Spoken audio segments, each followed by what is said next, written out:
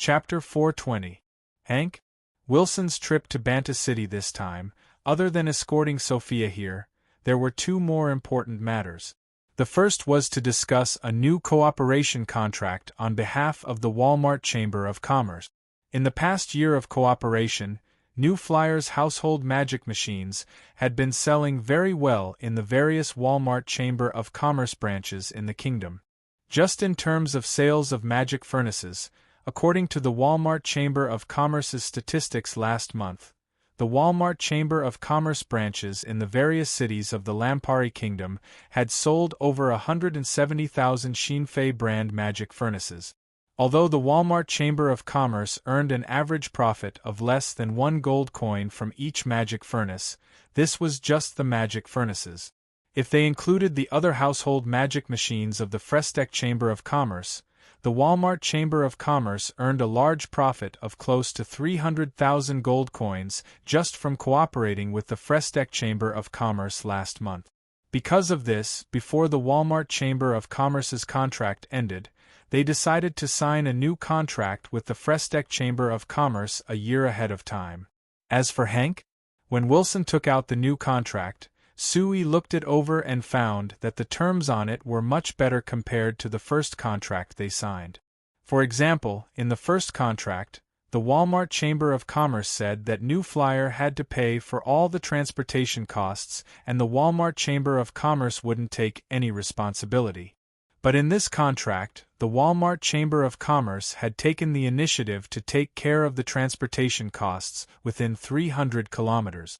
For anything beyond 300 kilometers, they would negotiate based on the situation.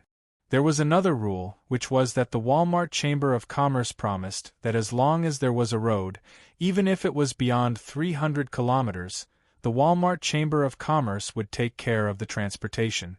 They didn't need New Flyer to find another transportation method. But after seeing this detail, Sui shook his head and pointed at this detail to Hank. Wilson said, "As for the transportation, the Walmart Chamber of Commerce is willing to take care of the transportation costs, and I represent New Flyer in expressing my gratitude.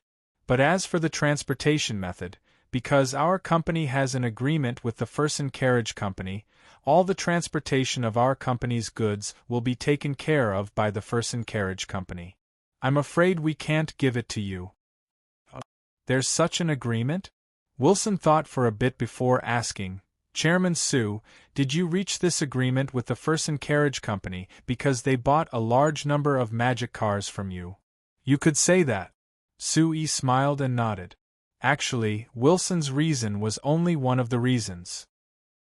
The real reason was that Sui wanted to use this cooperation to change the Fersen Carriage Company from horse carriages to magic cars, changing the transportation method of the Lampari Kingdom. Of course, the actual situation was that once the magic car was released, because it was much faster and safer than horse carriages, it was welcomed by everyone in a short period of time. In just a few months, not only had all the companies in Banta City adapted to this new transport method and appointed the Fersen Carriage Company to transport their goods, even the companies in the nearby and even further cities found the Fersen Carriage Company to transport their goods.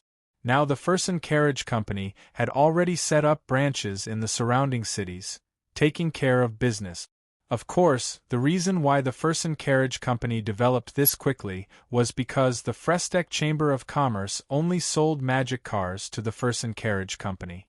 During this time, there were countless companies that wanted to buy magic cars from the New Flyer, but they were all rejected by the New Flyer because they didn't have enough production capacity.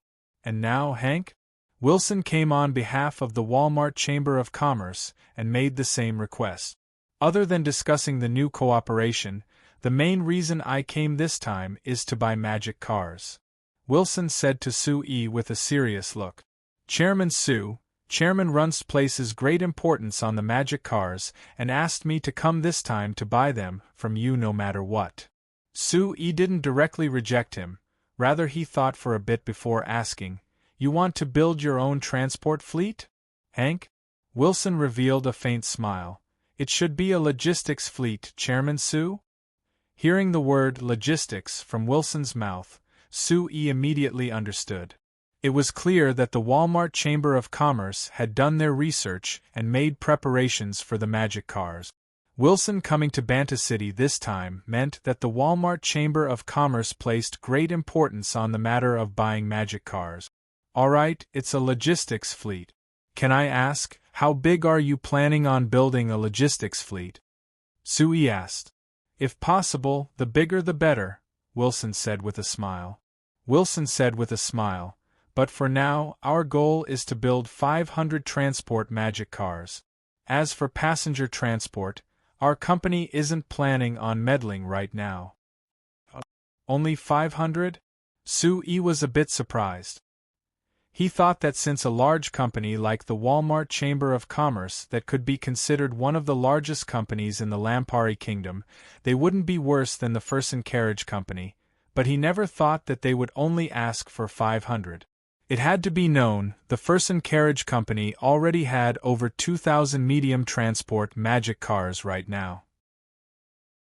At this time, at least half of them were on the roads of the Lampari Kingdom, so it could be said that they greatly increased the flow of goods in the Lampari Kingdom.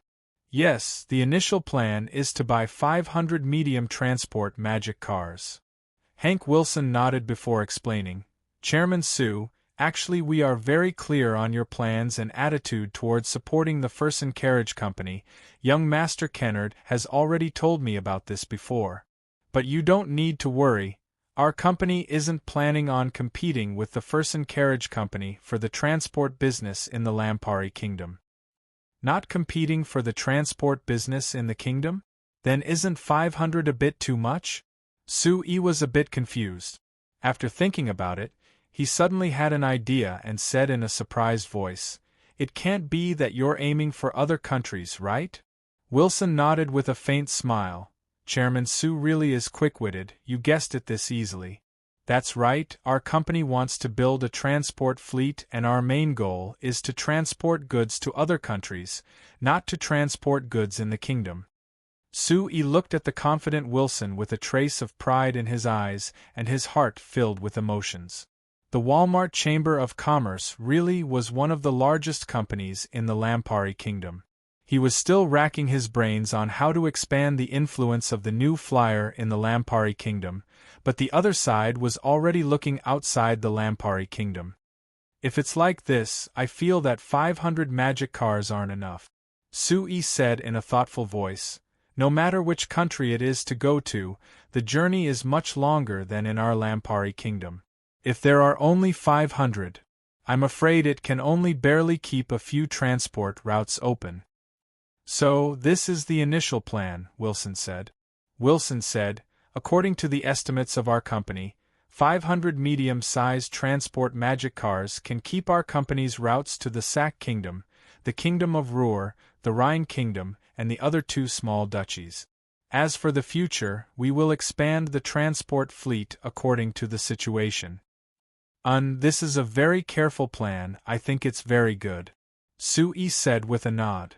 Since Chairman Sue is very optimistic about this plan, shouldn't you give us some support? Wilson immediately climbed up the ladder. Wilson immediately followed up. The initial 500 magic cars, I think that Chairman Sue should be able to provide them to us, right? Sue shook his head with a bitter smile. Wilson had already said this, and if he didn't agree, he wouldn't be giving the Walmart Chamber of Commerce any face. It would have a serious impact on the cooperation between the 2 companies. Sue placed great importance on the Walmart Chamber of Commerce as a retail giant in the Lampari Kingdom. So Sue seriously considered it for a bit before slowly nodding. If it's only 500, I think we can squeeze out a portion. But Vice Chairman Wilson, based on our agreement with the Fersen Carriage Company, I need to discuss this matter with them before I can give you a definite answer. I'm afraid I can't give you a definite answer right now. That's not a problem. Seeing Sue agree, Will's face was covered in a smile. But I hope that Chairman Sue can give me a clear answer as soon as possible. It's best if you can give me a clear answer before I leave so that I can bring it back for the company to discuss. That's not a problem. All right, Chairman Sue, Please take a look at this new cooperation agreement. There are some suggestions for our Walmart Chamber of Commerce to expand our cooperation with your new flyer. You can consider them. Sue picked up the contract again and looked over it for a bit before being stunned. In the last part of the agreement, the Walmart Chamber of Commerce actually proposed to cooperate with New Flyer abroad. In short, the Walmart Chamber of Commerce proposed to use the Walmart Chamber of Commerce's sales channels to sell the various magic machines produced by New Flyer to other countries and regions. Then, as the market for these magic machines opened in other countries and regions, both sides could even invest in factories in these countries and regions, producing and selling locally. It had to be said, this was a very attractive plan and proposal.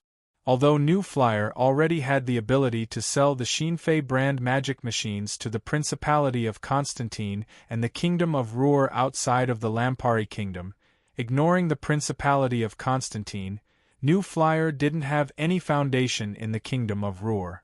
So Sue always controlled the pace of New Flyer's investment in the Kingdom of Ruhr, not moving fast. But the Walmart Chamber of Commerce was different. As one of the top chambers of commerce in the Lampari Kingdom, the Walmart Chamber of Commerce had a strong foundation in the surrounding countries and regions. If they cooperated with them and invested in these countries and regions, it would save a lot of trouble and it would be easier to open up the market. But this would bring about a problem. If they cooperated with the Walmart Chamber of Commerce, the Walmart Chamber of Commerce would inevitably take the lead in the future because of their unequal foundation in these countries and regions. Sue cared a lot about this because whoever took the lead could decide the development path and direction.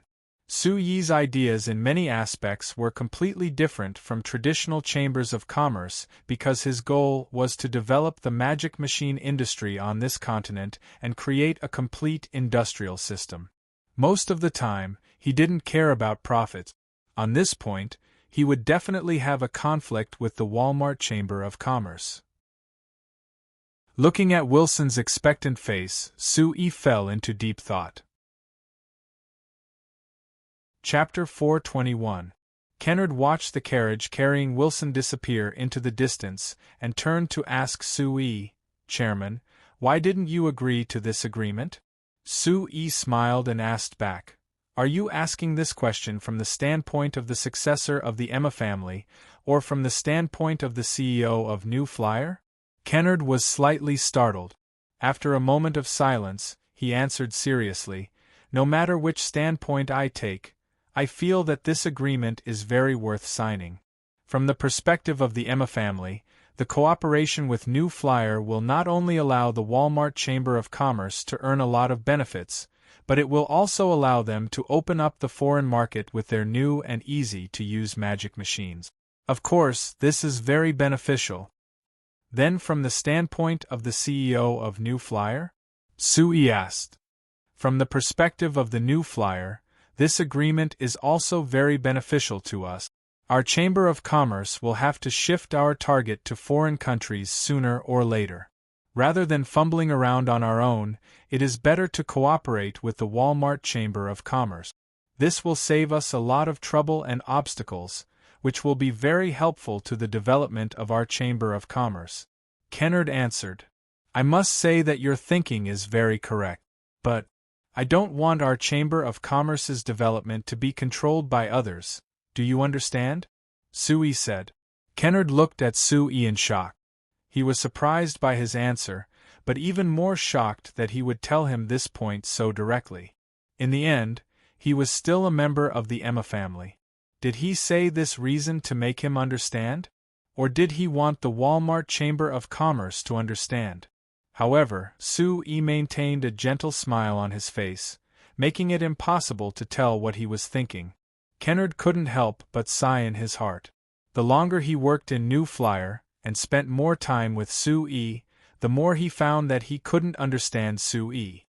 "But you don't have to be so worried. Although I didn't agree to sign this agreement, I didn't completely oppose it, right?" Seeing the look on Kennard's face, Sue smiled. "At the very least, I hope that we can continue to cooperate with the Walmart Chamber of Commerce. For example, I appreciate the Walmart Chamber of Commerce's proposal to sell the various magic machines produced by our new flyer to more countries and regions. Kennard thought about it and decided to give up on asking Su Yi's real thought. He said in a thoughtful voice, "But Chairman, you promised to sell 500 transport magic cars to the Walmart Chamber of Commerce. This might be a bit difficult. We haven't even finished the Fersen Carriage Company's order yet, and we've promised many companies that we would provide them with magic cars after we finish the Fersen Carriage Company's order, so how can we take out all these products?" Relax, when Camby and the others develop the automatic production magic machines, you'll find that our production efficiency will greatly increase. Only it won't be a problem to squeeze out 500 magic cars for the Walmart Chamber of Commerce. Even with the automatic production magic machines, I still feel that this is a large problem, Kennard said with a frown. Su Yi laughed. This problem will be given to you as the CEO to worry about. This is your responsibility. Kennard said with a bitter smile, Sir Chairman, you really know how to push this problem to me. Su Yi gave a cold snort.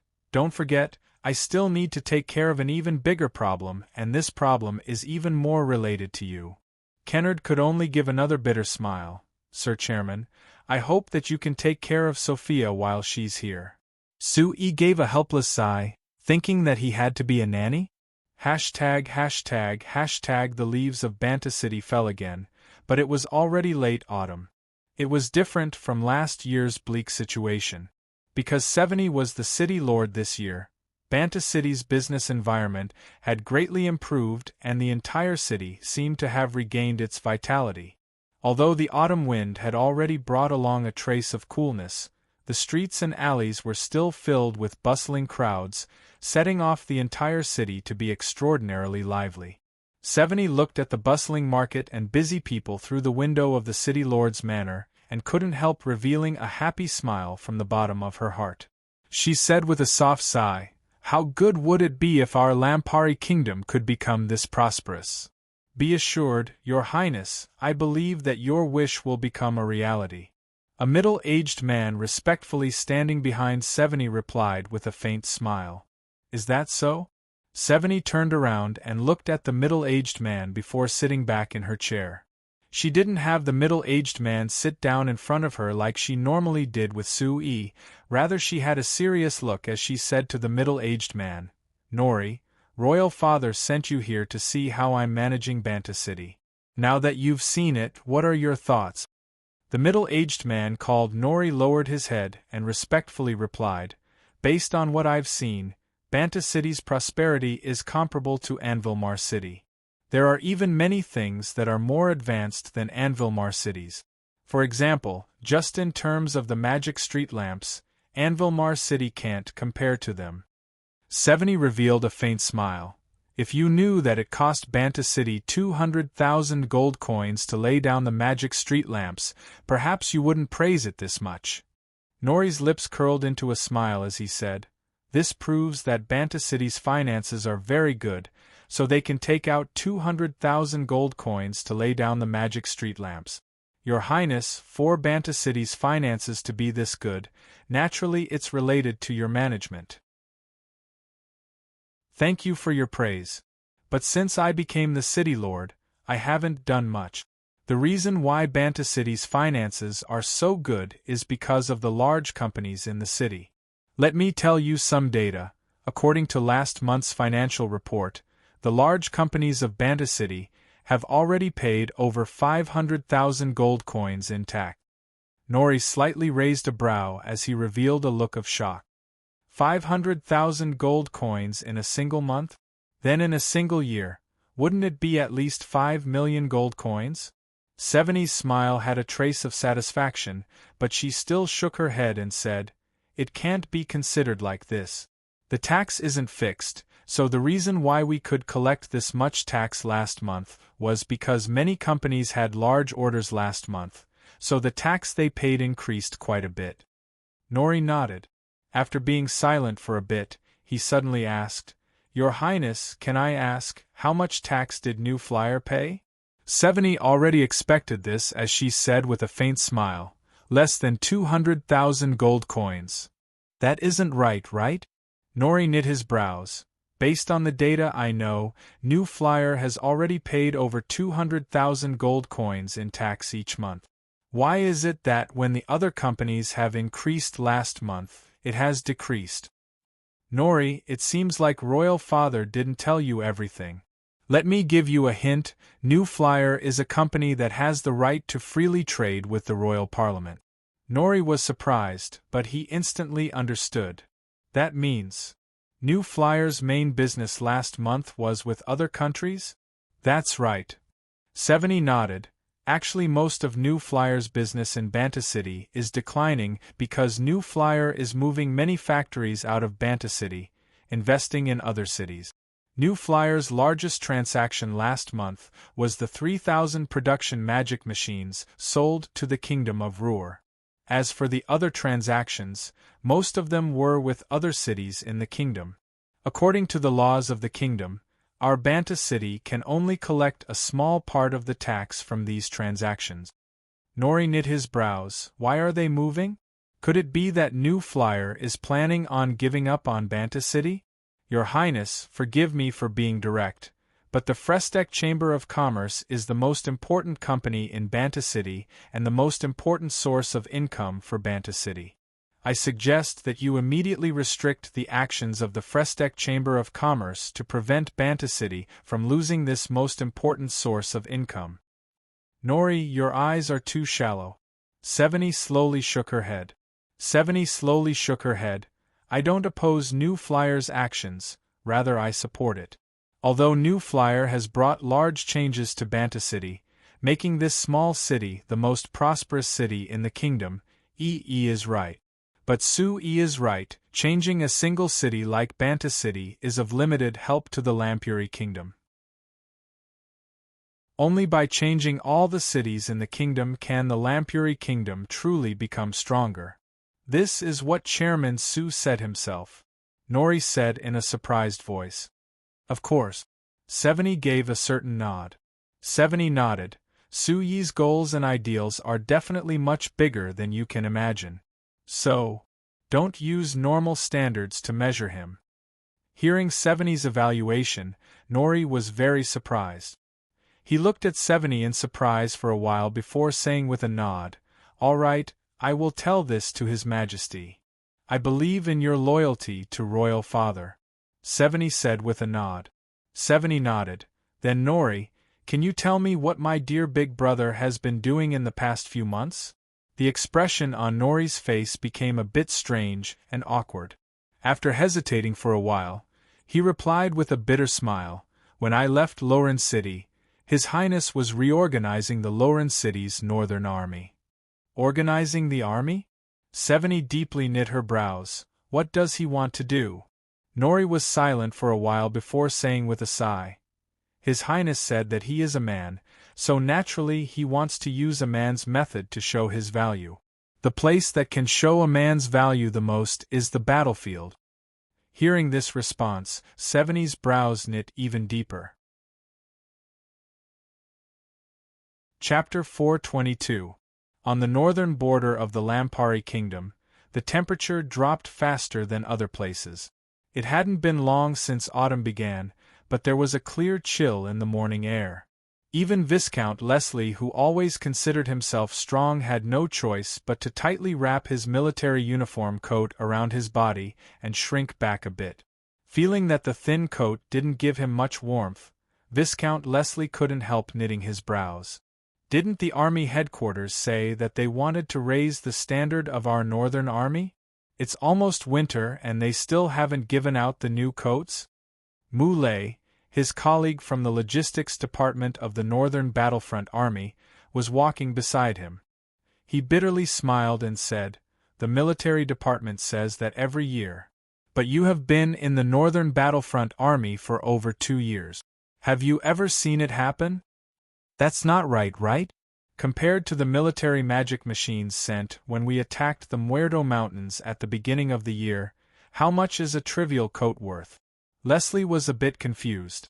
The bitter smile on Muller's face became even stronger. I say, Leslie, you've been in the logistics department for 2 years. How could you not know the situation of our Northern Army? Although the military magic machines are expensive, they didn't send much at once, so it's only several 100,000 gold coins. But if we want to improve the equipment of our Northern Army, it would cost too much. Not mentioning anything else, our Northern Army has around 30,000 people, so if each person has a new coat, it would cost at least 50,000 gold coins. Adding in all the other daily necessities, do you think the Army headquarters will be able to afford it? 30,000 coats cost over 50,000 gold coins? Doesn't that mean each coat costs close to 2 gold coins? Leslie deeply knit his brows. I've been in charge of distributing supplies in the logistics department for 2 years, so I rarely asked about the price of these daily necessities. How could it be this expensive? Muller took a deep look at Leslie. Leslie, you're about to leave, so I'll boldly tell you today. To be honest, the coat you're wearing costs 1 gold coin and 80 silver coins, but the actual price is at most 90 silver coins. Leslie narrowed his eyes and didn't ask Muller where the 90 silver coins went. After all, he came from a large noble family like the Stag family, so his knowledge wasn't something normal people could compare to. Adding in the fact that he had been working in the Northern Army's logistics department for 2 years, now that Moulay had reminded him, how could he not guess what was going on? Thinking of how many soldiers he had seen in the Northern Army in the past 2 years die in battle or become disabled from their injuries, Viscount Leslie couldn't help giving a cold laugh and not saying anything else. After the two of them walked in silence for a while, Muller felt that the atmosphere was too heavy, so he forced out a smile and said, Leslie, your transfer order should have come down, right? Leslie nodded. It was approved the day before yesterday. I could have left yesterday, but I wanted to stay for 2 more days, so I decided to leave tomorrow. Moulay looked at Leslie and thought for a bit before saying, You're being transferred back to the Army headquarters this time. I think that with your family's power, you'll quickly rise in the Army headquarters. Before you leave the Northern Army, let me tell you something from the bottom of my heart. If you have the chance, you should help us out as much as you can. The Northern Army has been suffering for all these years. Leslie slowly nodded with a serious expression. I will. Muller forcefully patted Leslie's shoulder. After hesitating a bit, he gave a long sigh and didn't say the rest of his words. Leslie shook his head and also patted Muller's shoulder. The two of them fell into silence again. After walking around, Muller's face finally returned to normal. He said to Leslie with a smile, Since you're leaving tomorrow, how about I find some colleagues to hold a farewell party for you tonight? That won't be necessary. Leslie shook his head. Didn't you already hold a farewell party 2 days ago when you received the news? If you do it again, you'll just be using this as an excuse to drink. Of course, if possible, I also want to drink with you, but it's a pity that I have other things to do today and will be leaving soon. Is that so? Muller looked at Leslie in a daze for a bit before suddenly reaching out to hug him. Then I wish you a smooth promotion in the future. Leslie hugged Muller and forcefully patted him on the back as he said in a deep voice, Take care. The two of them used strength at the same time before separating. Muller waved his hand and left. Seeing Muller leave without even looking back, Leslie thought that soldiers who had experienced blood and fire were different. They wouldn't hesitate at all. After turning his head to look to the north for a while, Leslie turned around and returned to his single room in the garrison. Butler Brunei had already led 2 servants to pack up Leslie's belongings. Seeing Leslie come back, he opened his mouth and said, Young master, let's go, right? His Highness has been waiting for a long time. Your Highness. Leslie's lips curled into a smile of disdain, but it quickly disappeared. He nodded to Butler Brunei, Let's go. The news of Leslie leaving the Northern Army didn't cause much of a reaction because in the past 2 years, other than Muller and a few other people in the Northern Army, no one knew that he came from the Stag family. He had been transferred to the army headquarters, and there weren't many people who knew about this. For the over 30,000 people in the Northern Army, he was just an unremarkable person. Of course, other than him, there weren't many people in the Northern Army who could receive a banquet from His Highness Eric. Leslie followed Butler Brunei to a small city near the Muerto Mountains. He saw His Highness Eric, who had specially come here to inspect the Northern Army.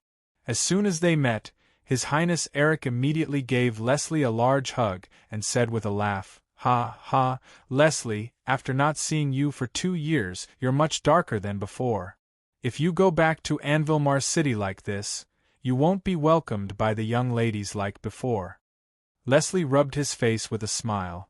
"There's no other way. The border is very dry in the winter, so there's no way to maintain my skin. Then again, I'm a soldier. Isn't it bad if I'm too white?" His Highness Eric broke out in laughter again. "Ha, ha, it seems like after being in the Northern Army for 2 years, you've changed quite a bit compared to before.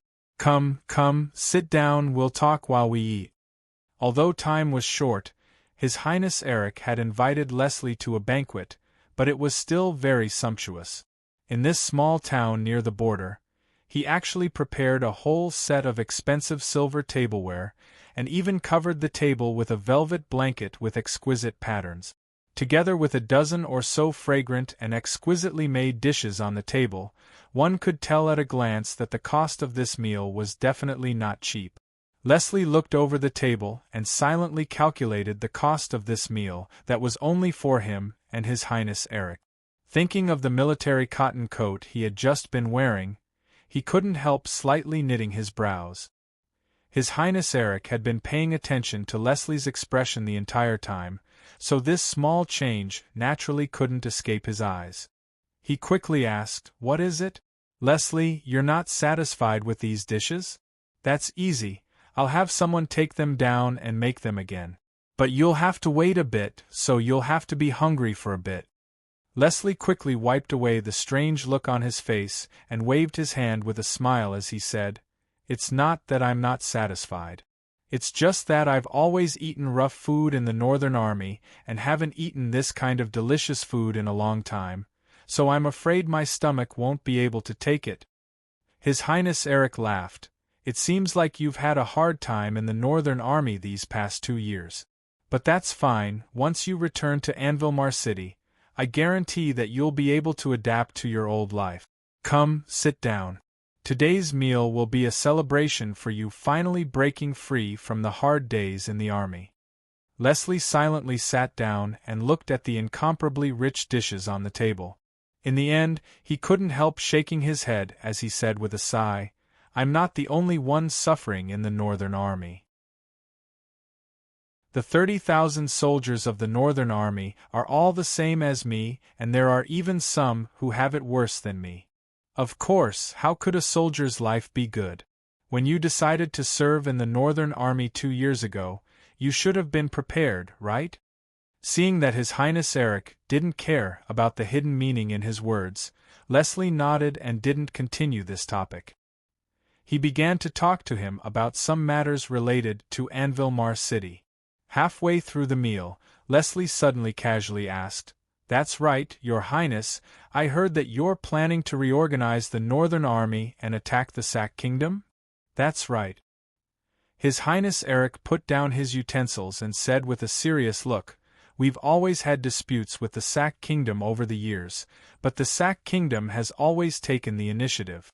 Now that we've finally taken control of the Muerto Mountains, we've taken the initiative.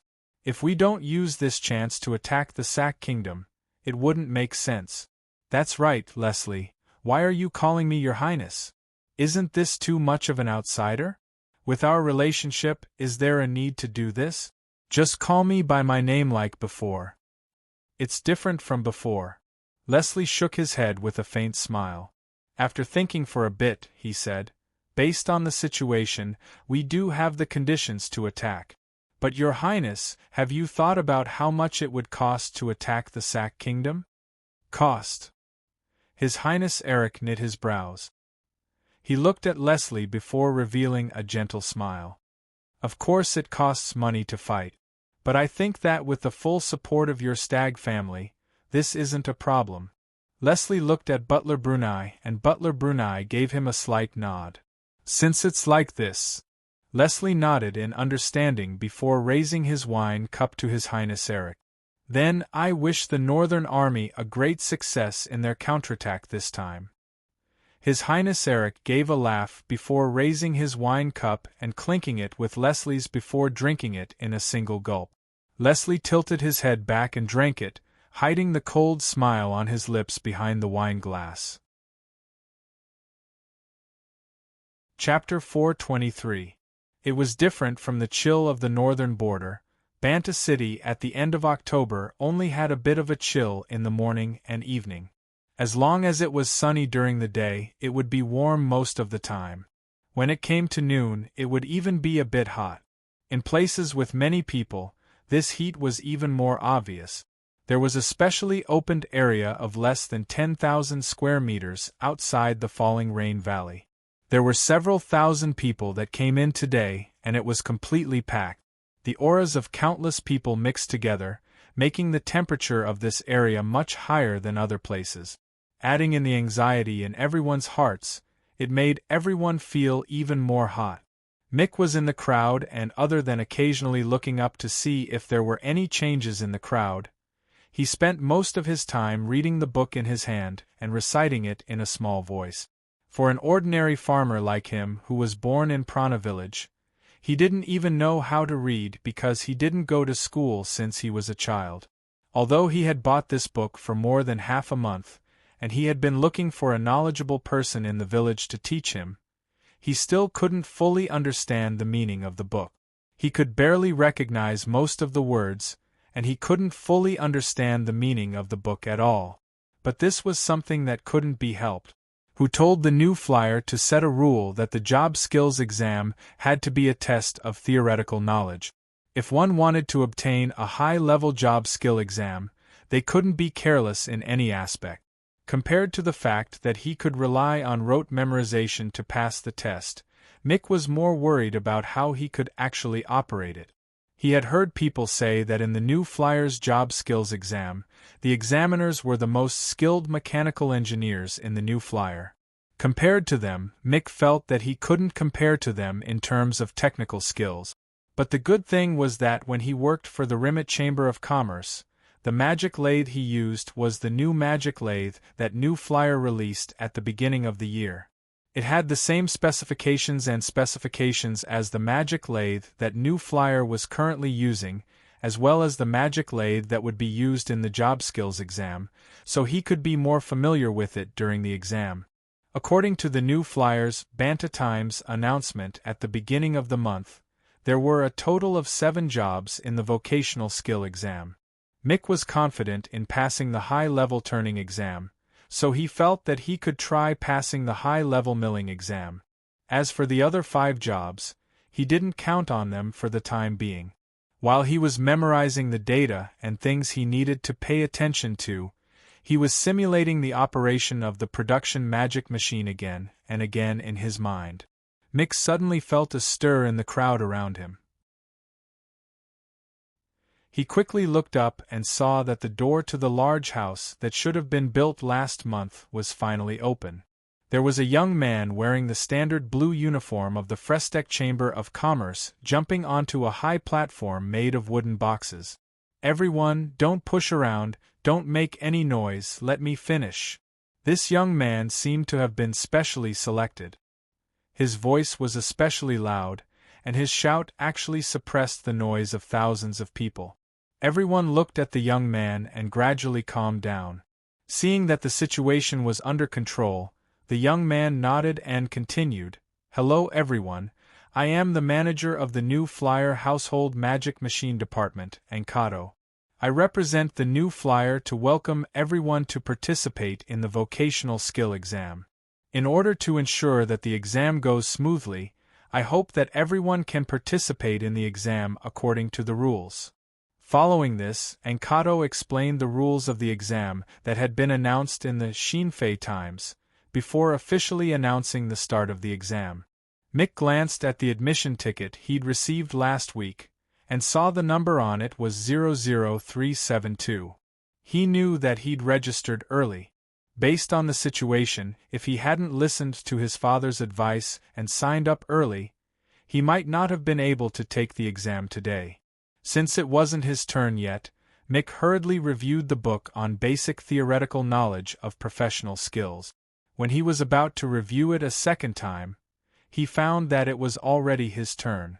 Entering the giant test site with a bit of nervousness, Mick found that it was similar to the Rimmet Chamber of Commerce's workshop, but it was different from the Rimmet Chamber of Commerce's few production magic machines.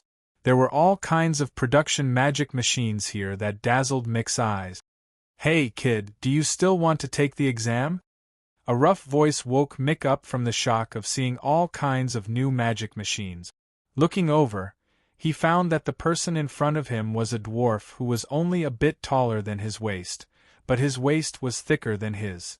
Mick quickly respectfully handed over his exam ticket. The dwarf took it and had Mick follow him to a magic lathe, throwing him a square steel plate that was twice the size of his palm. "Come, turn it into a perfect circle." Mick took the steel plate and weighed it in his hand before asking back, "How much diameter do you want?"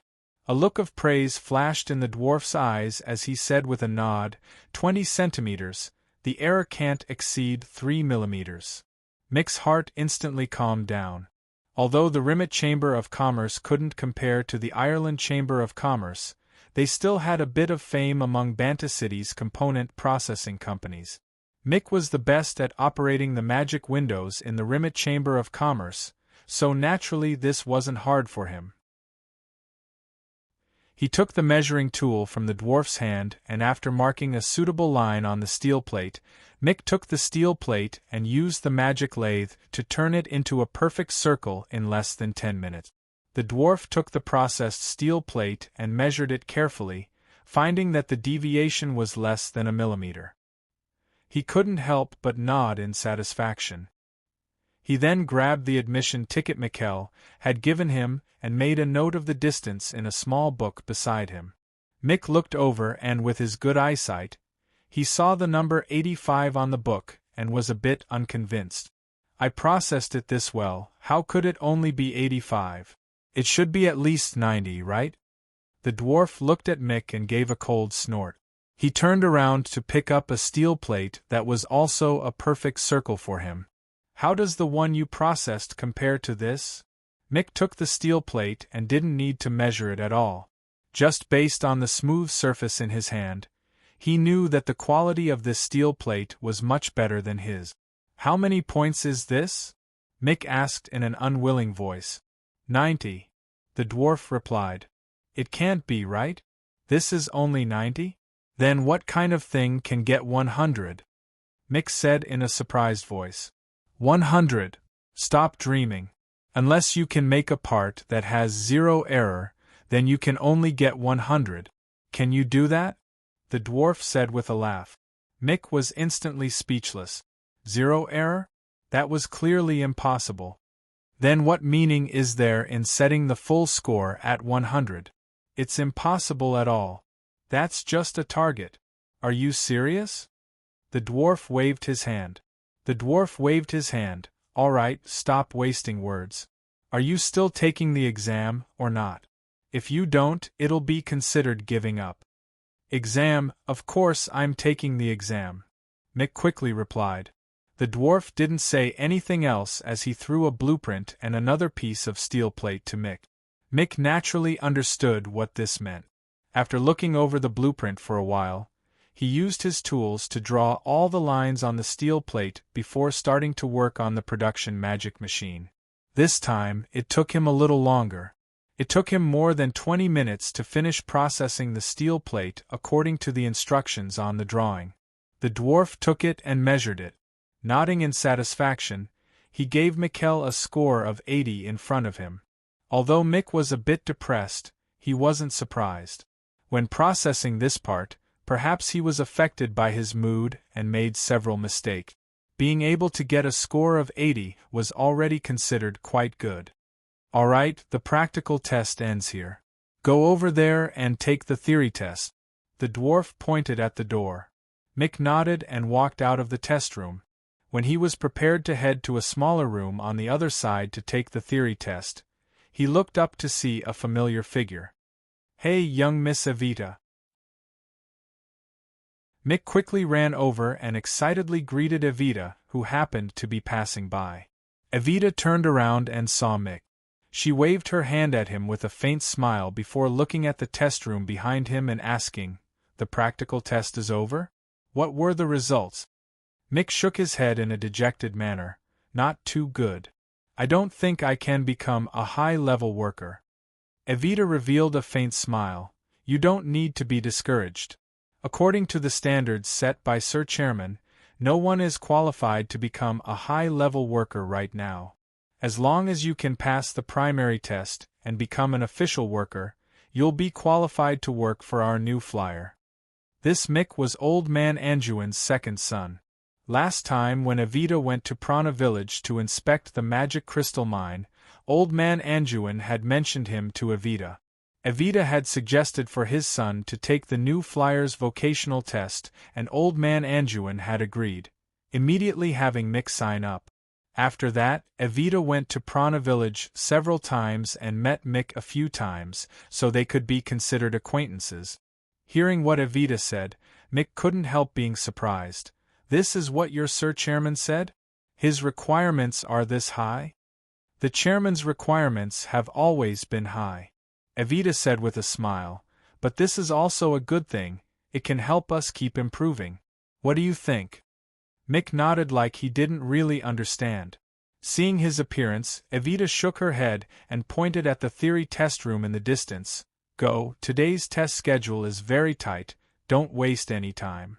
Then I'll be going. Young Miss Evita, when the results are out I'll tell you the news." Mick waved his hand and turned to run to the theory test room.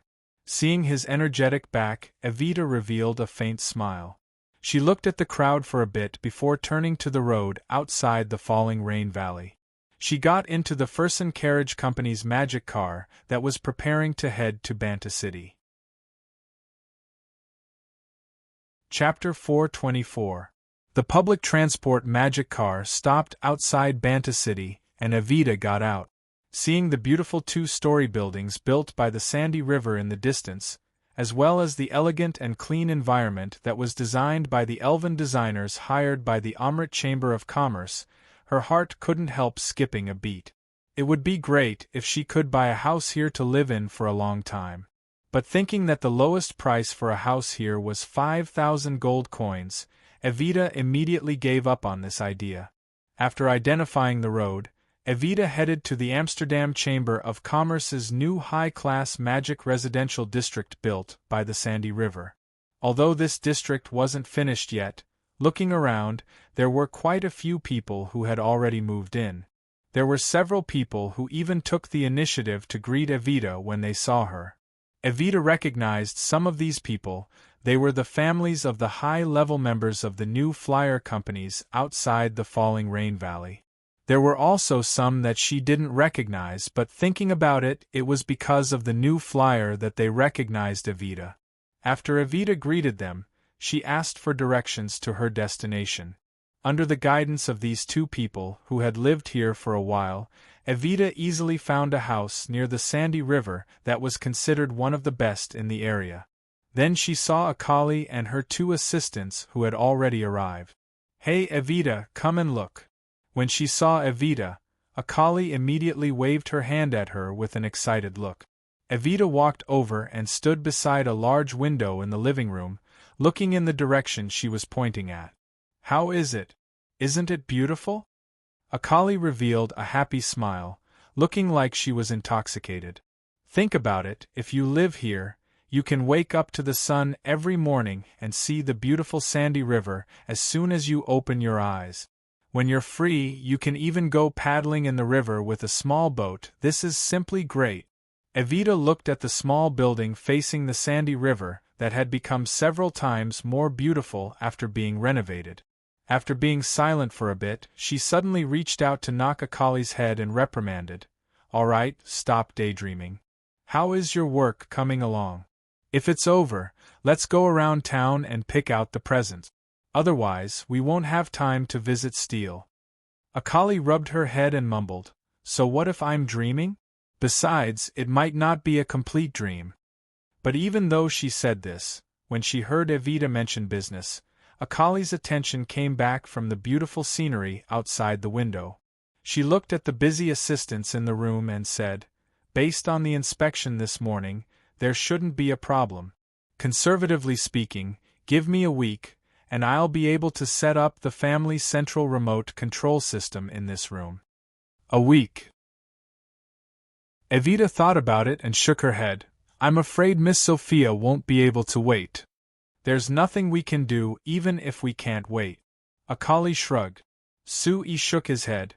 This system has very precise requirements and it needs to be customized according to the household magic machine she buys, so how could it be done that quickly? This shouldn't be a problem, right? I think that since young Miss Sophia wants to live here after buying this house, the household magic machines she will use will all be the Frestek brand household magic machines produced by our company. You just need to tell her that she will choose the newest household magic machines from our company and it will be standardized.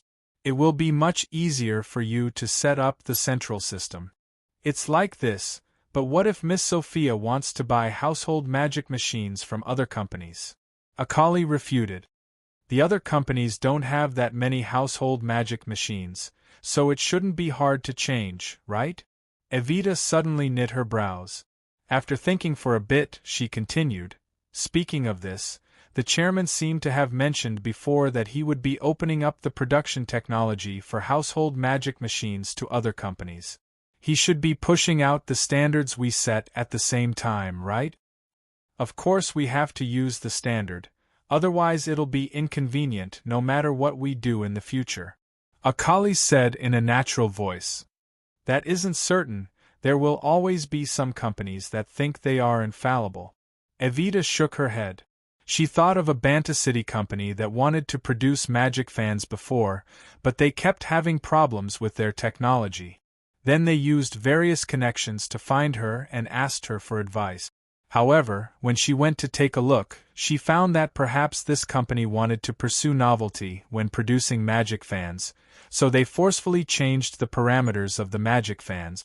It made the magic fans that were made in the end seem inconvenient, so naturally it was easy for problems to occur. Other than studying the magic airship, Evita was mainly studying the standardization of the magic crystal's magic output, so she was very sensitive to standards. She immediately reprimanded the so-called technical staff of that company without any politeness before correcting the parameters of the magic fan they made, bringing it into the standard of the Frestek brand magic fan. Then I don't care. Anyway, taking the modification that Miss Sophia requested will be a chance for our group to practice our current research. As for how to do it, naturally it will depend on Miss Sophia's request. Akali said. Evita nodded and didn't say anything else, as she focused on watching Akali and her assistants work. This so-called family central remote control system was actually using the magic array resonance technology that Akali had researched. It could affect other magic arrays from a distance and affect the magic arrays in the various household magic machines to control them. In the Banta City's new city square, Akali had used this technology to control all the magic lamps in the new city square. After further research, Akali could use the same magic array to create different frequencies to affect different magic arrays. She could use this magic remote control system to control different kinds of magic machines.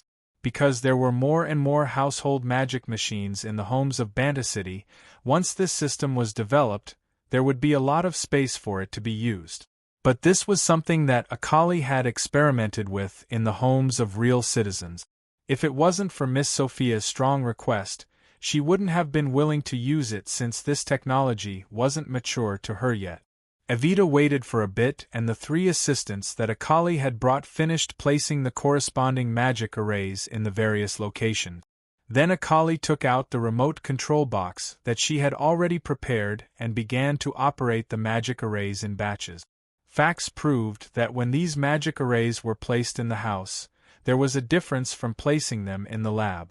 Although the remote control box could still affect each magic array, the effects would be a bit weaker. How is it? Will it work? Seeing that the reactions of the magic arrays weren't normal, Evita asked in a worried voice. It seems like there are some problems.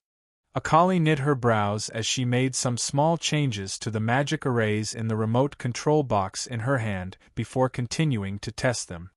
But it isn't that big of a problem, we just need to make some changes based on the situation.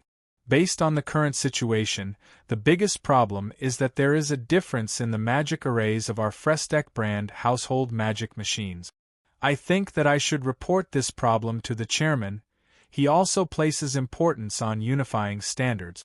If he agrees, I think that when the Academy of Magic conducts magic array research in the future, they need to unify the standards first. Evita said. Sir Chairman should agree. But first we have to solve the problem of Miss Sophia's room. Akali thought about it before saying, How about this, Evita? We'll pick out the ones with the closest frequencies from the household magic machine department for Miss Sophia. As for the other problems, we'll study them when we return to the research facility. Satisfying Miss Sophia's needs is the priority. Evita nodded, agreeing to Akali's suggestion. After the initial test, there was only some simple data collection left. Akali looked at the sky outside the window and said a few words to the 3 assistants before leaving the small building with Evita, heading back to Banta City. Before they left, there was a horse carriage with the badge of the Amsterdam Chamber of Commerce that slowly drove over and stopped not far in front of the 2 of them. Chairman Cruz, who they had met many times, jumped out of the horse carriage and greeted the 2 of them with a smile. Chief Evita, young Miss Akali, what do you think of the high-class residential area built by our company? Doesn't it match the concept of your company's modern magic houses? Akali snorted and gave a soft snort. It's very good, but it's too expensive. Chairman Cruz laughed. This is a high-class residential area. If it isn't expensive, how could it be high-class? Young Miss Akali, since you think it's too expensive, do you also want to buy one? I do want to. Akali snappily glared at Chairman Cruz. But your Amsterdam Chamber of Commerce has set the lowest price for these houses at 5,000 gold coins. How could I afford it? Can't afford it? Not necessarily. Chairman Cruz narrowed his eyes, looking like an old fox trying to entice a hen. Young Miss Akali, I recently received an idea from your Chairman Su, which is to pay in installments. How about it? Are you interested? Installments. Akali and Evita were both surprised. Chapter 425. Payment in installments? Steele rubbed her belly that was clearly bulging. After thinking about it, she nodded. Yes, this is indeed the idea that Su-E gave to Chairman Cruz. What? Are you interested? Akali looked at Evita and nodded. I think this idea isn't bad. Look, if we divide it into 10 years, then we only need to pay 500 gold coins each year. Me and Evita's income is around 800 to 1,000 gold coins each year. We can definitely afford it. That's true. Steele turned to Evita. What do you think? Evita slightly knit her brows as if she was in a difficult position. Although our income is enough to pay 500 gold coins each year, but we can't be sure that we'll have such a high income each year. If there's a problem in the future and we can't pay, according to the agreement, this house will be taken back by the Amsterdam Chamber of Commerce, and the Amsterdam Chamber of Commerce won't refund us the money. Why are you so worried? Akali snorted. Are you worried that we'll lose our jobs? Or are you worried that New Flyer will close down? Evita helplessly looked at Akali. This fellow, she actually dared to say that New Flyer would close down in front of Steele. It was a slip of the tongue. Steele didn't care as she smiled. I think you don't need to worry about this problem. Every time I ask Sue about your work in the company, he always praises you. I don't think he'll fire you unless you quit your jobs. As for New Flyer closing down, although I'm not sure, I'm confident that not only will New Flyer not close down, it will become stronger and stronger. Look, Steele said it, why don't we make a decision? Akali quickly urged Evita. Think about it, as long as we buy that house, we can live in such a beautiful environment and live happily every day. Evita still shook her head. You forgot an important problem. We work in the Falling Rain Valley every day and that place is 60 kilometers away from Banta City. Could it be that we'll have to take the bus for 2 hours each day? There's even less to worry about. Aren't we developing small magic cars for personal use? When the time comes, we'll each buy one and drive it back each day. It'll be quite cool. Akali said in an excited voice. Steele looked at the hesitant Evita and said after some hesitation, how about this? Evita, if you and Akali are worried about paying the Amsterdam Chamber of Commerce in installments, I'll lend you the money first. In the future, you can slowly pay me back, just like paying in installments. But you should be at ease with me, right? Really? Akali excitedly jumped up and grabbed Steele. She pressed her cheek against Steele's and happily said, That's great. Steele, it's settled then. I wanted to live in that house, since I saw it, I simply wanted to die. Steele revealed a faint smile and pinched Akali's face before looking at Evita again. Evita, what about you? We are old classmates and friends, you don't need to be polite with me. Evita took a deep look at Steele before looking over her stomach. She looked around before looking at Steele and slowly shaking her head. No need, I'm not as interested in this house as Akali. Why? It's fine to borrow some money from Steele, right? It's not like we can't pay it back then again. When Akali was halfway through her words, Steele covered her mouth. Since Evita isn't willing, then it's fine.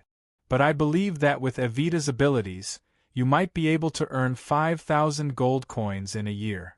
At that time, you won't need to consider paying in installments, right? Evita laughed softly. I hope it's like this. But that will depend on whether Sir Chairman will be generous or not. When have I not been generous? Su Yi's voice suddenly sounded from the door. The three of them turned their heads and saw Su Yi walking in with Bella, Claire, and Cecilia behind him. Hey, Steele, your stomach has grown quite a bit. Bella rushed to Steele as soon as she came in, staring at her stomach as she praised loudly. Claire and Cecilia also squeezed over and put down the gifts in their hand. They surrounded Steele and pointed at her stomach as they discussed. This directly pushed aside the topic that Steele and the others were discussing. Seeing the women huddled together and chattering, Su Yi shook his head and ordered Liz and Linda to prepare lunch. Today, Evita and Steele's old classmates had made an appointment to visit her, so he had to properly entertain them. Just as he walked out of the living room, footsteps sounded behind him. He turned around and saw Akira and Evita chasing after him. What? Is something the matter? Seeing Akali's rare nervous expression, Su Yi asked with a smile. It's not a big matter. Sir Chairman, just now, Steele said. Hearing Akali talk about what she discussed with Su Yi laughed. He waved his hand and said, I thought that it was something important, but still, it's not that important. Since Steele has already agreed, then I won't have any objections. Not to mention that you and Steele are good friends, just based on our relationship, it's normal to lend you some money. Akali immediately happily rushed over and hugged Su Yi's arm as she shook it. I knew that Sir Chairman is the most generous. AI, if only I met you earlier than Steele, I would definitely chase after you. That way, I wouldn't have to worry about buying a house.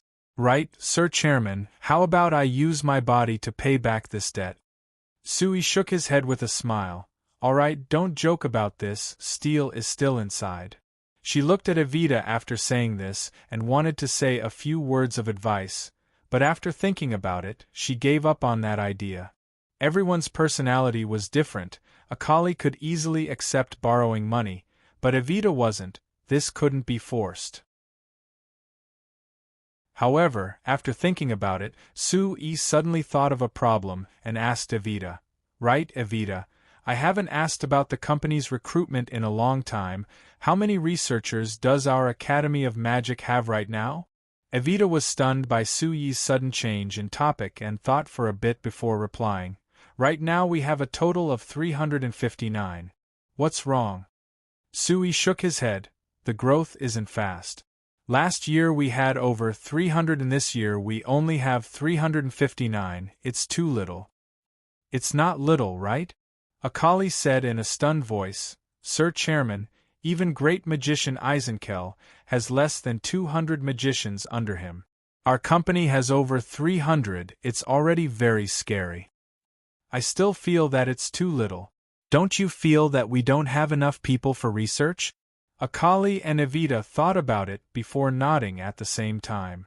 Indeed.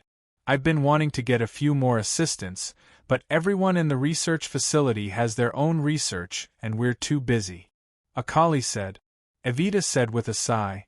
Right, the Academy of Magic's research is very heavy right now. I have a bunch of research projects from the Magic Machine Development Center, but I can't find enough people to research them. If there were another 200, it would be much better if there were another 100 researchers. Then why do you think the other magicians aren't willing to work for our new flyer? Sue asked. Evita and Akali looked at each other before replying. It's not that they aren't willing. After all, our new flyer is very famous now and many of our classmates have asked us about the company.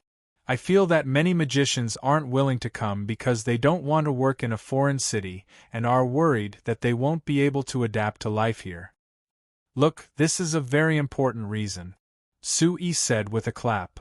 You two have already worked for our new flyer for over 2 years and now you're thinking about living in Banta City. It's no wonder the other magicians are worried that they won't be able to adapt to life here. I feel that if we can solve the problem of living here and let the magicians who work for our company have no worries, there will be many magicians willing to come. Evita and Akali looked at Sue with strange looks, thinking that this Sir Chairman's thoughts really jumped around. He was clearly talking about the two of them wanting to buy a house. How could he think of this? Sue ignored the strange expressions on their faces. After lowering his head to think for a bit, he suddenly walked out with large step. After taking 2 steps, he seemed to have thought of something and turned to say to the two of them, That's right, help me tell Steele that I'm in a rush to see grandfather, so I might not be able to make it back for lunch. I hope that you'll be happy here. After saying this, he waved his hand at the two of them and turned to leave. The two of them watched in a daze as Sue got into the horse carriage outside the manor and disappeared into the distance, only reacting after a while. Really, Sir Chairman, we came to see Steele today and he ran away as her husband. What does this count for? Akali couldn't help muttering. He should have thought of something important, otherwise he wouldn't have done this. Evita explained for Sue. Akali looked at Evita and reached out to pinch her cheek as she teased. What? You're quite protective of him, but it's a pity that you're such a coward. You don't even dare say what you think, so it's no use protecting him. Evita rolled her eyes at her. That's still better than you saying that you want to use your body to repay your debt, right? What do you think you are? Can't you be a bit more serious? Akali gave an uncaring snort. I'm happy, you don't need to care. Evita helplessly shook her head and pulled Akali into the room. Chapter 426. When Sue saw Great Magician Camilla, he couldn't help bursting out in laughter. Great Magician Camilla was currently wearing the standard sky blue linen clothes of New Flyer. He was holding 2 steel plates in his left hand and a magic welding torch in his right hand. He was currently focused on the gap between the 2 steel plates, slowly moving the magic welding torch. If he had a protective mask on his face, he would be the same as a welder on Earth. Seeing that Great Magician Camilla was completely focused on the steel plates and the magic welding torch, Sue didn't disturb him. He just stood at the door and carefully watched his movement. Compared to when he had just developed the magic welding torch, the current great magician Camilla was without a doubt much more skilled at welding the two steel plates. Although the magic welding torch in his right hand wasn't moving very quickly, it was very stable and the magic welding torch didn't tremble at all. Just based on this, it was enough to compare him to the experienced welders on Earth. When great magician Camilla finished welding the two steel plates, Su-Yi took 2 steps forward to take a look. He found that there were no traces of welding at all between the two steel plates. It was like the two steel plates were naturally joined together and were a single piece. Su-Yi couldn't help being amazed. He picked up the welded steel plate and pinched the two ends. He forcefully pulled with both hands, but the steel plate didn't move at all. Great magician Camilla saw Su-Yi's actions and laughed. "Brat, do you think I'm still the same as before?" Su-Yi shook his head. He learned from the first time great magician Camilla finished welding the two sides. He placed the two ends of the steel plates on the table and left a gap in the middle. Then he picked up the other steel plate on the ground and raised it high before slamming it down. Kring! A deep sound rang out in the lab. The steel plate bounced off the table and fell to the ground, but it didn't move at all. Su-Yi picked up the steel plate from the ground and seriously looked at the gap between the two steel plates.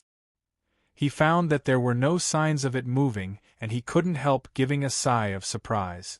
"This is too strong. Grandfather, just how did you do it?" Great magician Camilla laughed and said in a very proud voice, "Actually, I just made a small change to the welding method. I've heard you talk about using a welding rod to fill the gap and using a melted electrode to connect the steel plates, so I was always thinking about how to fill the welding rod. But then I thought about it.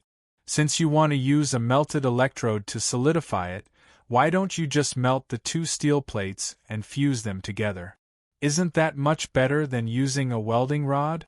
Su-Yi was stunned. Melting the steel plates themselves? That can't be done, right? The reason why the welding rod can melt is because the welding rod itself is relatively thin, and some accelerant is added. After saying this, Sutes Zhangzi's S's, she suddenly remembered that when great magician Camilla was experimenting with welding, he didn't use any welding rods at all.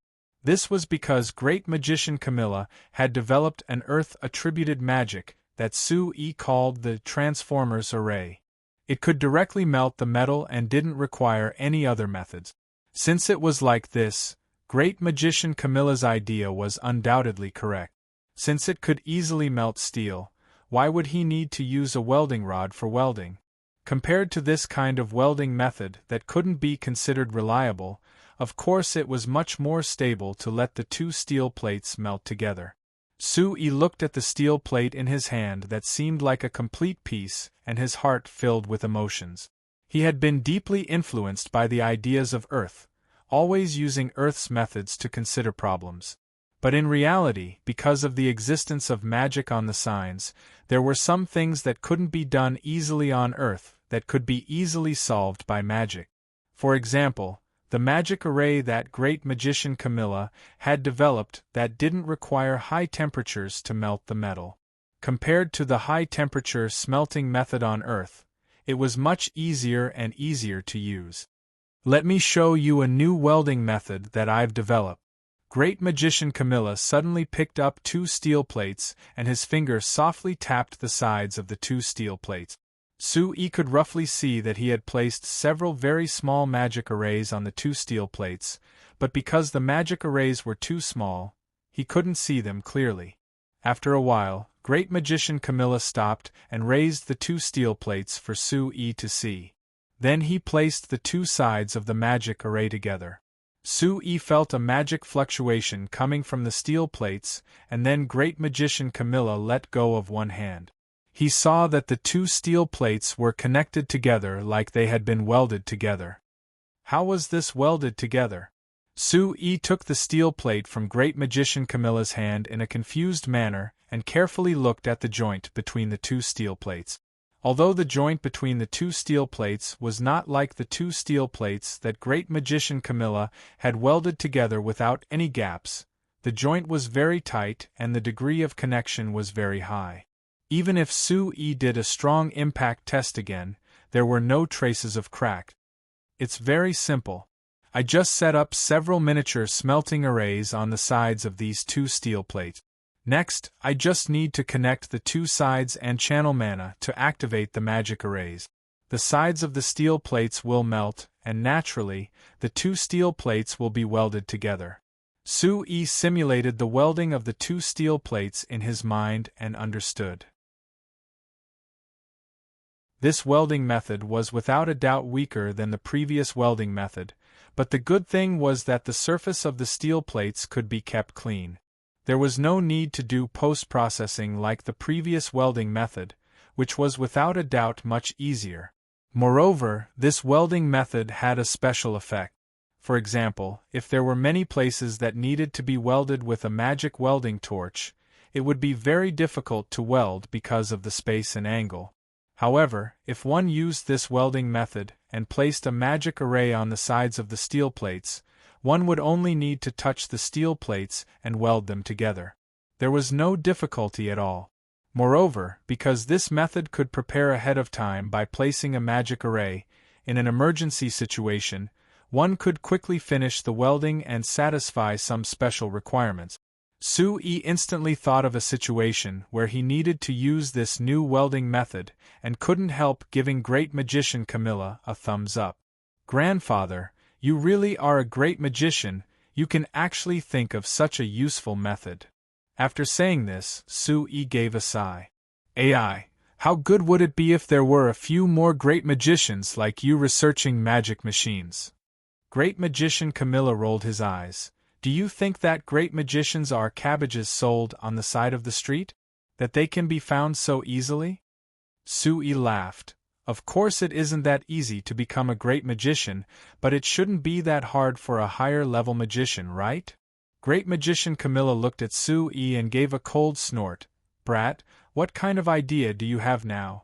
To be honest, I knew that you wouldn't come looking for me for a good thing." Su-yi immediately complained. "Who said it wasn't a good thing? Could it be that me coming here to give you a raise isn't a good thing?" "A raise?" Great Magician Camilla was instantly stunned. "What are you giving me a raise for? My salary is already over 3,000 gold coins a year, what do I need a raise for? Then again, I have the magic materials the company provides for me, so I don't need that much money. If you think you have too much money, you might as well give the Academy of Magic a bit more funding. Increasing the funding for the Academy of Magic has already been considered, but giving you a raise is a must. Otherwise, how could we use this to attract other magicians to work for our new flyer?" Su-yi said with a laugh. Great Magician Camilla knit his brows to think about it, understanding Su-yi's meaning. "You mean, you want to give me a raise and use me as an advertisement?" "That's right." Su-yi nodded. "Look, you are the only great magician in our new flyer, you are the brand of our company. If anything happens to you, it will definitely attract the attention of other magicians, don't you think?" "Of course that's right, but—" Great Magician Camilla looked at Su-yi and said in a doubtful voice, "How are you planning to use me this time? Are you just giving me a raise? I don't think this will have any effect. My salary is already high enough, so it shouldn't have much of an effect if it's increased." Hey, it doesn't have much of an effect because it's too little. If you want to create a stir, of course you can't be too stingy. Great Magician Camilla knit his brows. "How much are you planning on giving me? 5,000 gold coins a year? Isn't that too much?" Su-yi shook his head with a smile and stretched out a finger. "No, 5,000 gold coins isn't much, so how can it create the stir I want? This time, I'm planning on giving you a raise of 10,000 gold coins a year." 10,000 gold coins! Great Magician Camilla's eyes popped out in shock. "Su-yi, are you crazy? You're giving me a salary of 10,000 gold coins a year? Do you think that the money of Shinfei merchants is free? If you want a good return, of course you need a good investment." Su-yi gave a shrug and said in an uncaring voice, Although 10,000 gold coins isn't considered little, I feel that if it's used to measure the value of a great magician like you, it is too little. To me, just your value alone is far more than a trivial 10,000 gold coins. Not to mention that I have another goal in giving you this kind of salary. To move the hearts of other great magicians? Great magician Camilla asked back. Sui nodded with a faint smile. That's right. Chapter 427. After knowing Su Yi's true goal, great magician Camilla didn't continue opposing. As a great magician, of course he had the pride of a great magician. Although great magician Camilla was shocked when he first heard of 10,000 gold coins a year. But thinking about it, being able to make the new flyer give him such a high salary, didn't it show his value as a great magician? It showed the difference between him and other magicians. So great magician Camilla didn't argue and agreed after thinking about it. In the end, the chairman of the new flyer was Su Yi, who was his granddaughter-in-law. They were family, so great magician Camilla wasn't embarrassed about it. Grandfather, do you think an annual salary of 10,000 gold coins is enough to attract other great magicians? If it's not enough, I can add a bit more. As long as we can attract one or more great magicians to work for our new flyer, I feel that it's worth investing in this. Sui said. I feel that 10,000 gold coins is enough. Great magician Camilla thought for a bit before suddenly giving a sigh. To be honest with you, although magicians are respected by others and a great magician like me has a very high status. But having a high status isn't related to having money or living a good life. You also know that my magic tower only received 2,000 gold coins a year before. Other than that, I didn't have any other income. That's because you're too conservative. If you were like great magician Eisenkel, learning to use your magic early on to maintain relationships with the large companies and large nobles of the kingdom, I think that you would already be earning over 10,000 gold coins a year. Sui said with a smile. Great magician Camilla gave a cold snort. I don't want to be the dog of those fellows. This Eisenkel, he has simply fallen into a pile of gold coins. Sui gave an awkward smile and reminded, Grandfather, don't forget, you're also working for our new flyer. How can that be the same? Great magician Camilla glared at him. The things I research are all good things that can improve people's lives. Now that the people of Banta City can live good lives, the magic machines developed by our new flyer have contributed the most. Compared to Eisenkel collecting protection fees as a hired thug for those merchants and nobles, I'm countless times better. Sui was a bit helpless and found it a bit funny. He thought that although great magician Camilla was very stubborn before, after working at the Academy of Magic, his ideas had changed quite quickly. Now he was actually proud of his work. Of course, this was a good thing. Sui couldn't wait for all the mages in the kingdom to change their mindset so that he wouldn't have to rack his brains to recruit more outstanding mages. Sui was tactful and did not linger on this issue.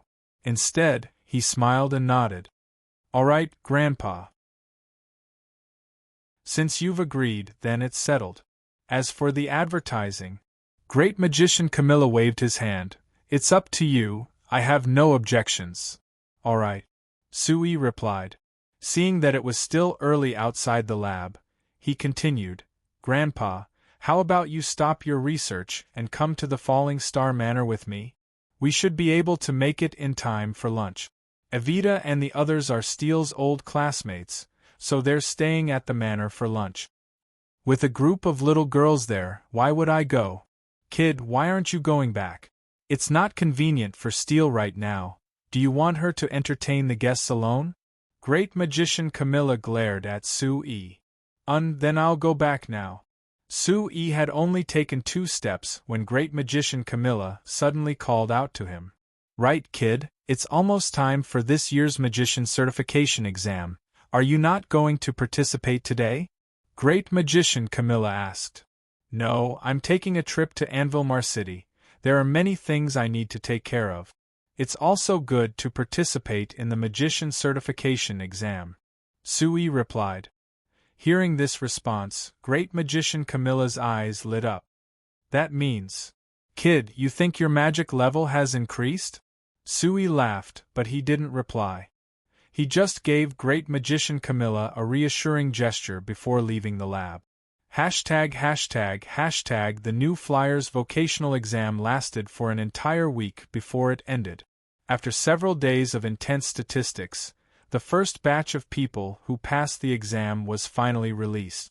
According to the statistics, a total of 3,914 skilled workers passed the vocational skills assessment. Among them, the most were the lathe workers, with 1,739 people. The second most were the milling workers, with 716 people. The other 5 types of workers had a total of 1,459 people. The reason for this situation was mainly because, other than the new flyer, the other magic machine companies only produced a single type of product. There were very few jobs they needed, so many workers didn't have many vocational skills to begin with. Moreover, among these companies, most of them were small component companies, so naturally this most basic and common job had the most people passing. Although there were a total of 3,914 people who passed, compared to the 20,000 people who signed up for the exam in a single week, the passing rate was without a doubt very low. So after Mick took the primary lathe and primary miller certificates from the receptionist of the Fresteck Chamber of Commerce's Vocational Skill Assessment Center, his hands couldn't help trembling in excitement. According to what he knew, there weren't many people who could pass the vocational exam this time. As for someone like him who could pass both exams at the same time, it was even rarer. Looking at the 2 certificates in his hand, Mick took a deep breath. After calming himself down, he asked the receptionist, "Do I have the qualifications to work for your new flyer now?" The receptionist revealed a sweet smile. "Mister, I think that with your skill level, you should be able to pass our company's exam. However, I suggest that you first discuss this with the Rimmet Chamber of Commerce to avoid any dispute." Oh, that's right." Mick stared blankly for a moment before immediately reacting. He was still an official employee of the Rimmet Chamber of Commerce. If he wanted to come work for the new flyer without even saying anything, let alone the Rimmet Chamber of Commerce, even the new flyer wouldn't accept him. "Alright, then I'll go back first." Thinking of this, Mick waved his hand at the receptionist, turned around, and ran out of the vocational exam center like a wisp of smoke. He then ran out of the falling rain valley without stopping, arriving at the small factory that the Rimmet Chamber of Commerce had built outside the falling rain valley. Mick took advantage of the lunch break to run to the vocational exam center to retrieve his certificate. At this time, there weren't many people in the workshop, so Mick directly went to the office to find the chairman of the Rimmet Chamber of Commerce, and Zoli Rimmet, looking over some documents. Upon seeing Mikkel, Chairman Rimmet instantly revealed an extremely brilliant smile. His gaze swept over the 2 certificates in Michael's hands, and he laughed heartily. "Congratulations, Mikkel." Mick was stunned. "Congratulations for what?" "Of course it's to congratulate you for passing 2 vocational skill certifications at the same time." Chairman Rimmet laughed loudly as he patted Mick's shoulder. "Our Rimmet Chamber of Commerce has a few people who passed the certifications, but there's only one person like you who passed 2 at the same time. Good kid, I really didn't misjudge you." Mick scratched his head and said somewhat embarrassedly, "Chairman, thank you for your praise, but I came to find you this time." "I know." Chairman Rimmet laughed loudly as he interrupted Mick's words. "Actually, I don't need you to say it, I already know. You've performed so well, if I don't give you a raise, then it really wouldn't be justifiable. I've decided, starting next month, your monthly salary will be increased from the previous 15 gold coins to 25 gold coins, directly increasing your salary by 10 gold coins? How is it? Are you satisfied?" In addition, I'll also promote you to the position of the technical team leader of our Chamber of Commerce. You'll be responsible for the technical issues of the Chamber of Commerce. Do you have the confidence to do well? Mick felt dizzy from President Rimet's words. This time, he had come to ask Chairman Rimet to resign, and then go to New Flyer to ask for a job. But he hadn't thought that Chairman Rimet would raise his salary as soon as he opened his mouth, and increase it by a full 10 gold coins. 25 gold coins a month. Even in New Flyer, there weren't many workers who could earn that much, right? Moreover, Chairman Rimet had said that he would promote him to some technical team leader? What was this thing for? Although Mick didn't really understand, just hearing the name made him feel that it was very impressive. Seeing Mick's stunned expression, Chairman Rimet patted Mick's shoulder again, and said with a serious expression, "Mick, you're the worker I value the most, and I've always thought highly of you. Now, I'm giving you the position of technical team leader in order to train you. As long as you do well, when our Rimet Chamber of Commerce develops in the future, I guarantee that you won't be treated unfairly. At that time, let alone 25 gold coins a month, even if it was twice as much, it wouldn't be a problem." Mick's eyes lit up. Twice as much? Then wouldn't he be able to earn 50 gold coins a month? Seeing Mick's expression, Chairman Rimet knew that he had finally convinced Mick. He smiled and patted his shoulder again, saying, "All right, you go rest first. Tomorrow, I'll find you to sign a new employment contract and write down the matter of increasing your salary." Mick gave a dazed "oh" sound and left the office, not knowing what to do. Seeing Mick disappear out the door, Chairman Rimet let out a long sigh. He picked up a document on the table and glanced over it, a trace of gratitude flashing through his eyes. Chairman Su really is a kind person. If he hadn't specifically sent someone to remind us, I'm afraid that our Rimet Chamber of Commerce's most important workers would have been poached away. At that time, the Chamber of Commerce would have collapsed. There were a few names written on the document, but it clearly stated that there were a few workers in the Rimet Chamber of Commerce who had passed the skills test. At the top of the list was Mick, and there was a comment after his name. This worker's basic skills are excellent, and he also has a certain foundation in theoretical knowledge. With proper training, he will become an important technical core of your Chamber of Commerce. Please treat him well. Heh, that brat Mick wanted to jump ship to New Flyer a long time ago. Fortunately, I reacted quickly and blocked his mouth in advance. Otherwise, if he really did run away, we wouldn't be able to recover our losses." Chairman Rimet smiled proudly, and picked up another document from the table that was also signed by New Flyer, and frowned slightly. "Only these skills, which one should I choose?" Chapter 428. It was the end of October in Anvilmar City. The sky was dark and there was a chill in the air. However, the streets of Anvilmar City were still filled with people, and it was very lively. Because today was the day of the monthly large-scale auction, the Nezinli Auction House, which was located in the center of the most bustling street in An City, was more lively than usual. As soon as the sky darkened, countless people squeezed into the auction house, making the large space of the Nezinli Auction House extremely crowded. Like usual, among these people, one could easily find the large nobles and merchants of Anvilmar City. For them, this was a place to display their pride and also an important place to socialize. As long as they had the qualifications to come, they definitely wouldn't miss this opportunity. Almost every month's large auction would become an important topic of conversation for a while in Anvilmar City. And in these discussions, the most important thing was which large noble or merchant had spent a large amount of money, spending a shocking amount of money to buy something extremely precious. For example, in last month's large auction, there was a painting that was passed down from the Elven dynasty 3,000 years ago that was sold for a sky-high price of 370,000 gold coins, creating a stir in Banta City. However, the person who bought the painting refused to divulge his information. As a result, a month later, there were still countless people discussing in private who was so generous that he could throw out a huge sum of 370,000 gold coins to buy a painting.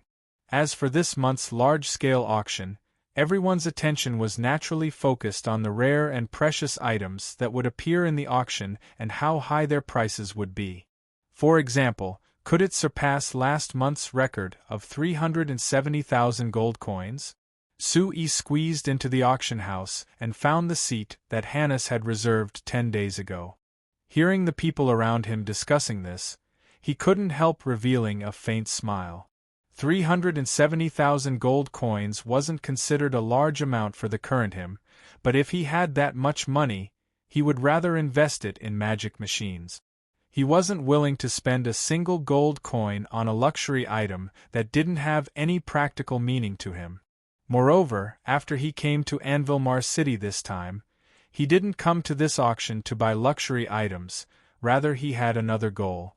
After patiently waiting for a while, when it was 7 in the evening, an auctioneer came up from behind and the noisy crowd immediately stopped. Sui couldn't help nodding. Based on this Nessun auction house really was the largest auction house in Anvil City and even the entire Lampari kingdom. The auctioneer gave a short and passionate introduction to this large auction before quickly entering the main topic of the auction. Sui completely ignored the strange things in front of him and just silently listened to the people around him calling out bid. He watched the atmosphere of the auctioneer's hype. The first item was sold for 500 gold coins, and when it came to the 10th item, the final price was over 10,000 gold coins. Seeing the lively scene of people bidding, Sui couldn't help feeling emotional. Based on this situation, there really were quite a few rich people in the Lampari kingdom. But the strange thing was that the financial situation of the Lampari kingdom had always been bad. Even if there was a large increase compared to the previous years, it still didn't surpass 3 million gold coins. It was even a bit higher than the annual profit of a company like New Flyer. Sui was very confused by this situation. He had asked Seveni about this before, but he didn't receive a clear answer. As the items were sold one by one, the prices gradually increased and the atmosphere of the auction house became more and more heated. Every person participating in the auction was very excited and seemed like they had lost their mind. However, when the auctioneer took out the 17th item, the scene suddenly became cold. A book of Archmagus Thorn's notes. The starting price is 3,000 gold coins and the minimum bid is 200 gold coins. Everyone, please begin bidding. As soon as the auctioneer's voice fell, the crowd fell silent. Everyone looked at each other and most of them were confused. Although everyone knew what the word Archmagus meant, Archmagus Thorn's notes didn't have any meaning to most normal people. If it was a famous Grand Magus on the continent, then with the high popularity of a Grand Magus on the continent, anything related to him could be sold for a sky-high price. For example, at last year's auction, there was a quill pen used by Great Magus Lifer that was sold for a shocking 130,000 gold coins. But an Archmagus wasn't a Grand Magus. There was only a difference of a single grade, but it was a world of difference. This was because on the signs there were always Archmagi and there were quite a few of them. For example, there were 27 Archmagi on the continent right now. But it was very hard for a Grand Magus to appear. Since humans started learning magic, it had already been 4,000 years and there were only a few Grand Magi that appeared in human history. On average, there wouldn't be a single one appearing every several hundred years. Compared to that, a Grand Magus was naturally rarer and had a higher position in people's hearts. Sui patiently waited for a bit. Seeing that no one was increasing the price, he saw that the auctioneer was about to raise his hammer and announce that no one was bidding. Only then did he raise his hand and shout, 3,000 gold coins.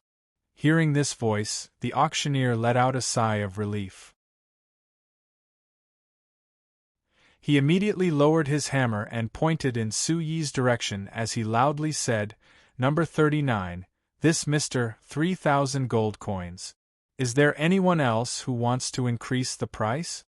Everyone in the auction house turned to look at Sui. Sui wasn't wearing a magic robe today, so no one could see his identity as a magician. They couldn't help feeling a bit confused. Why did this young fellow want to buy Archmagus Thorn's notes? Could it be that he wanted to use the notes to increase his level of magic? Looking at his young appearance, even if he saw it, he might not be able to understand it, right? Sui ignored everyone's gazes and stared at the auctioneer, using his eyes to pressure him. The auctioneer naturally understood Sui's meaning. After waiting for a bit and seeing that no one was increasing the price, he nodded and continued, Number 39, 3,000 gold coins going once. Is there anyone else who wants to increase the price? If not, Archmagus Thorn's notes will go to this mister. There was still no response. The auctioneer waited for a bit and could only helplessly shout again, Number 39, 3,000 gold coins going twice. There is only one last chance left. Is there anyone who is interested in magic or Archmagus Thorn that is willing to increase the price? Archmagus Thorn is the first Archmagus in the history of our Lampari Kingdom. He is the symbol of glory for our Lampari Kingdom's magicians. His notes must have a great value. I think no one wants to miss it, right? Perhaps it was the auctioneer's words that had an effect, but a voice came from below the stage, 3,500 gold coins. The auctioneer's spirit suddenly rose as he pointed in that direction and loudly said, Good! Someone is increasing the price. This Mr. Number 47, 3,500 gold coins. Is there anyone else who wants to increase the price? When he asked this question, the auctioneer naturally looked in Sui's direction. Sui didn't disappoint him as he shouted without blinking, 4,000 gold coins. A burst of discussion came from the crowd. From Sui's attitude, it was clear that he had made up his mind to bid. The other bidder, number 47, seemed to have felt Sui's attitude and was somewhat unconvinced as he immediately shouted, 5,000 gold coins. Seeing this situation, everyone in the auction house became excited. For the people participating in the auction, what they liked the most was to see people bidding. This was because this was the only way to show the excitement and nervousness of the auction. Everyone looked at Sui with expectant gazes. Sui pondered for a bit before saying, 5,200 gold coins. TCH, hearing this price, everyone was a bit disappointed. Just now it was 500 gold coins per increment and now it was the lowest bid of 200 gold coins per increment. Didn't this mean that this young guy was only strong in appearance? Perhaps he had already spent all of his pitiful savings to buy this notebook. Number 47 was clearly stunned by Sui's sudden decrease in price. After a while, he shouted a bid of 5,500 gold coins. Sui hesitated even longer this time. When the auctioneer was about to shout a third time, he shouted a bid of 5,700 gold coins. Number 47 shook his head, as if he was very disappointed with Sui's performance, and gave up on bidding. Thus, Sui finally bought Archmagus Thorn's notebook at the price of 5,700 gold coins. This kind of auction process naturally disappointed everyone and was quickly thrown to the back of their minds as they continued to bid for the following items. Sui remained silent as he watched the performance of the people in the auction house.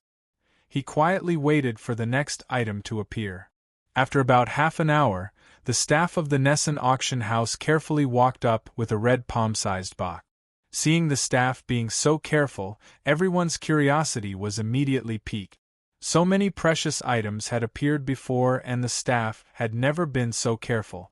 Why did they have such an attitude towards this item? There was only one explanation, and that was that the item in this small box was far more precious than all the previous items. Thinking of this, everyone's breathing became hurried. Everyone was very clear that the finale of this large-scale auction was about to appear.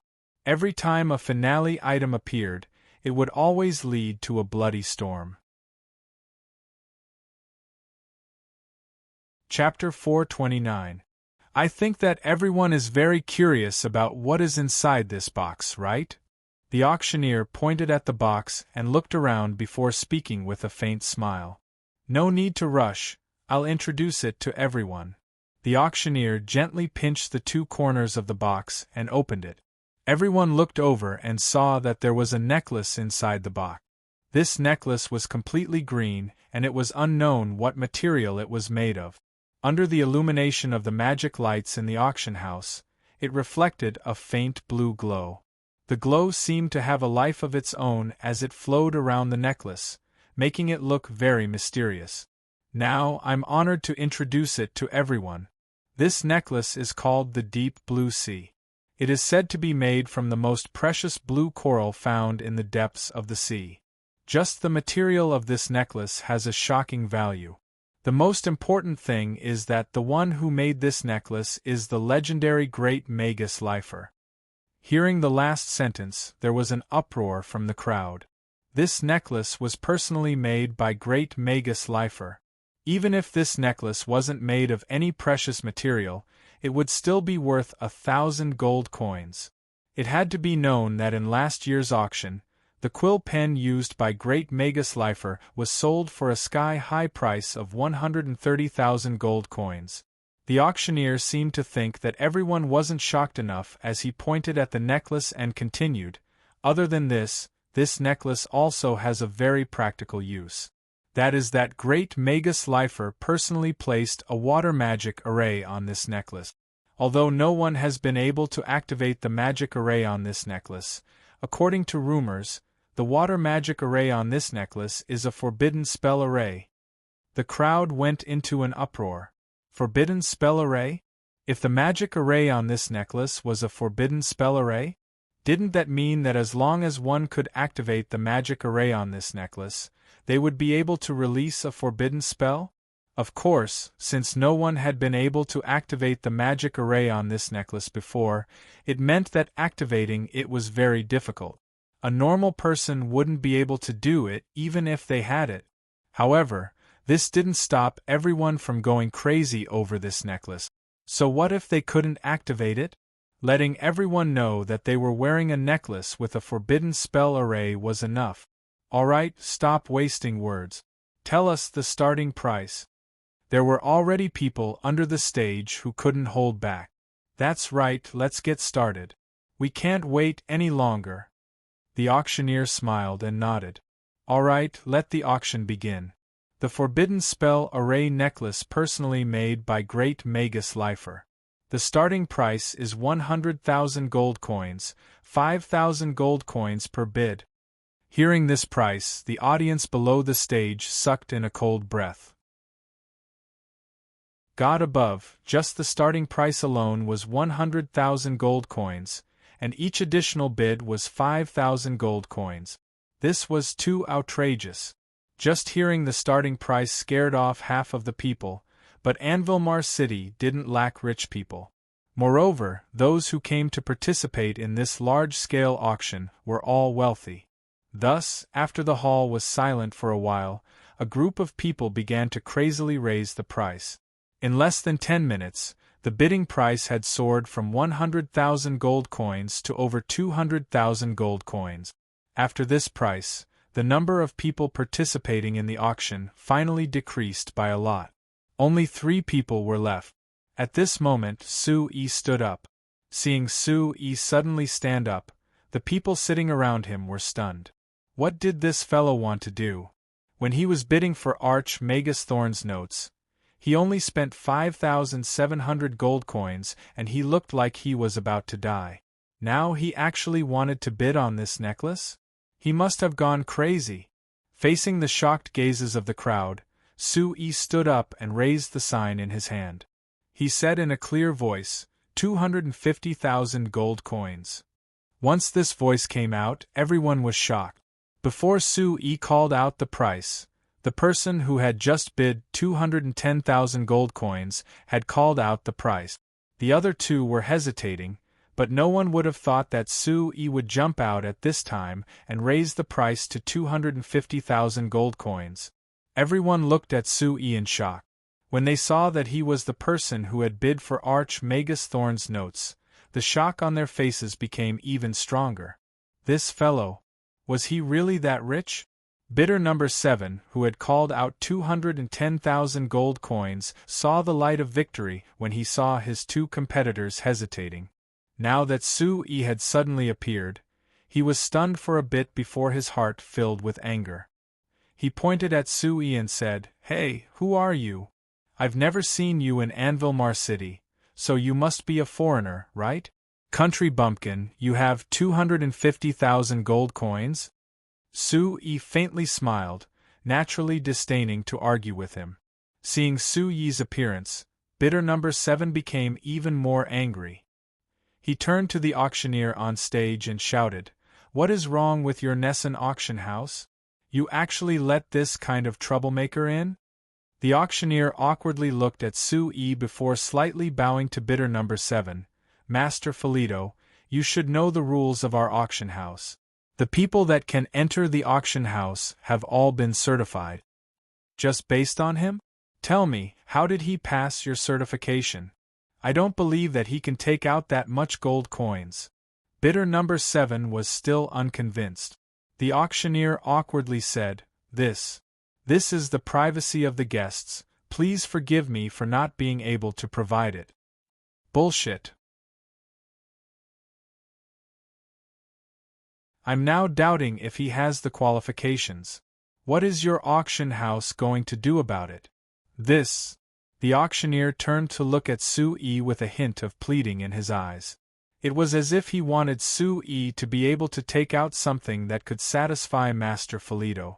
Sue obviously wouldn't care about his unreasonable request. He calmly said, "According to the rules of the auction house, if no one wants to continue bidding, shouldn't we start the countdown?" The auctioneer's face turned red. He glanced at Master Felito, who was still angry and helplessly raised his hammer. "Number 39, 250,000 gold coins, is there anyone else? If not, I'll start the countdown. 250,000 gold coins going once." "Stop right there!" Master Felito roared at the auctioneer. He turned to point at Sue and angrily said, "Hey, did you not understand what I just said? I don't believe that you can take out 250,000 gold coins right now. If you can't prove it, then get the hell out of here. Don't ruin this young master's mood." Sue faintly smiled. Then, "Master Felito, may I ask what qualifications do you have to ask me to prove it? And before asking others, shouldn't you set an example to prove yourself first?" Felito looked up and laughed dryly. "Ha! Who doesn't know me in Unveil City? What do I need to prove?" "I'm sorry, but I don't know you. If you want me to prove that I have the ability to take out 250,000 gold coins, then to be fair, please take out proof that you have the ability to pay 210,000 gold coins. What qualifications does a country bumpkin like you have to talk about fairness with me?" Felito angrily pointed at Sue. "I'll warn you again. If you don't get the hell out of here, don't blame me for being impolite." Sue shook his head. "Master Felito, can I take your actions as you can't outbid me, so you want to use underhanded means to drive me away and bid for this necklace at a low price? Bullshit." Felito immediately became angry. "I can't outbid a country bumpkin like you? Bullshit." Sue made an inviting gesture. "Then please bid. If you can't, then please start the countdown." Felito fiercely glared at Sue, then turned to the auctioneer and shouted, 280,000 gold coins. This time, he actually added 30,000 gold coins to Sue's bid. Seeing Felito's provocative gaze, Sue faintly smiled and raised his sign. 300,000 gold coins. The other people in the auction all looked at Sue with looks of disbelief. They couldn't understand, this person who was struggling over a trivial 5,700 gold coins, why did he suddenly become this bold? He even dared to call out a sky-high price of 300,000 gold coins. Now it wasn't just Felito. Everyone else also began to doubt Sue's wealth. Did this guy from outside really have that much money? Hearing Su Yi's bid, Felito's facial muscles twitched, and he hesitated for a moment. In a few days, it would be his grandmother's 80th birthday. He originally wanted to buy this necklace for her as a gift to please her. Although his father was the patriarch of the family, Felito knew very well that it was his grandmother who controlled the entire family. Pleasing his grandmother would be very helpful for his father to continue holding the position of patriarch. It would also be very helpful for him to inherit the position in the future, so he was very willing to spend money. And he was sure that even though his father was very dissatisfied with his extravagant spending at other times, he would definitely support him this time. That was why he was willing to call out a sky-high price of 200,000 gold coins in one go. One had to know that even for someone like him who was born in a pile of gold coins, 200,000 gold coins wasn't a small amount. But now, this outsider actually raised the price to 300,000 gold coins. Even Felito had to seriously consider it. However, seeing the faint smile on Su Yi's face, Felito couldn't hold it in anymore. He didn't want to think at all. He only felt the blood rush to his head.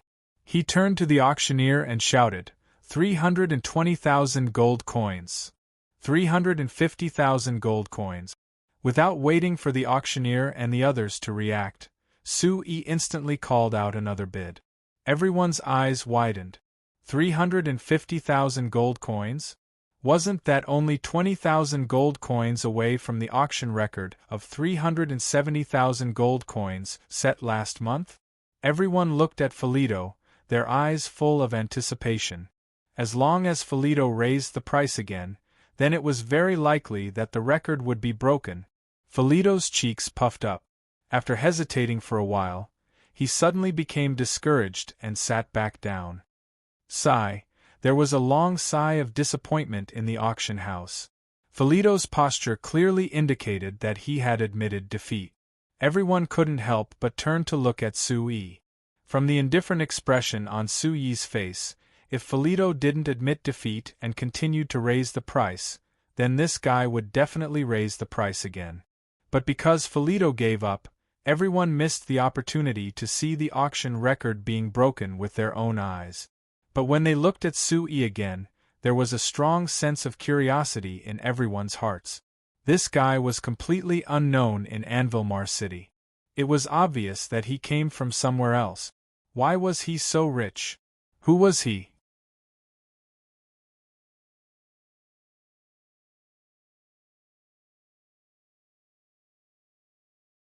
Chapter 430.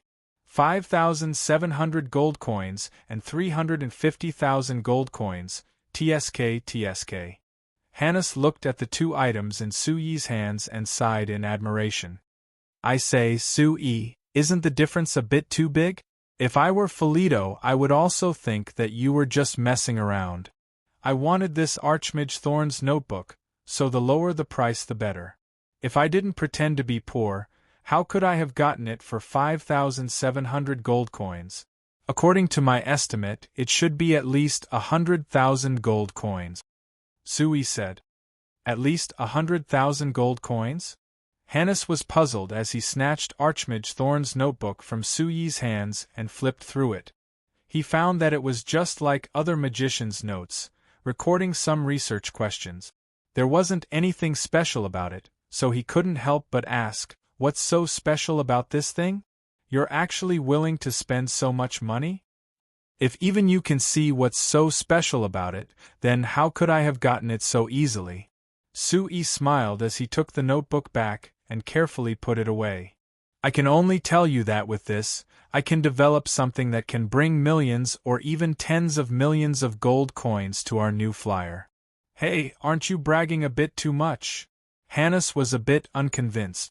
If you say that you can use this thing to make hundreds of thousands of gold coins for your new flyer, then I'll believe you.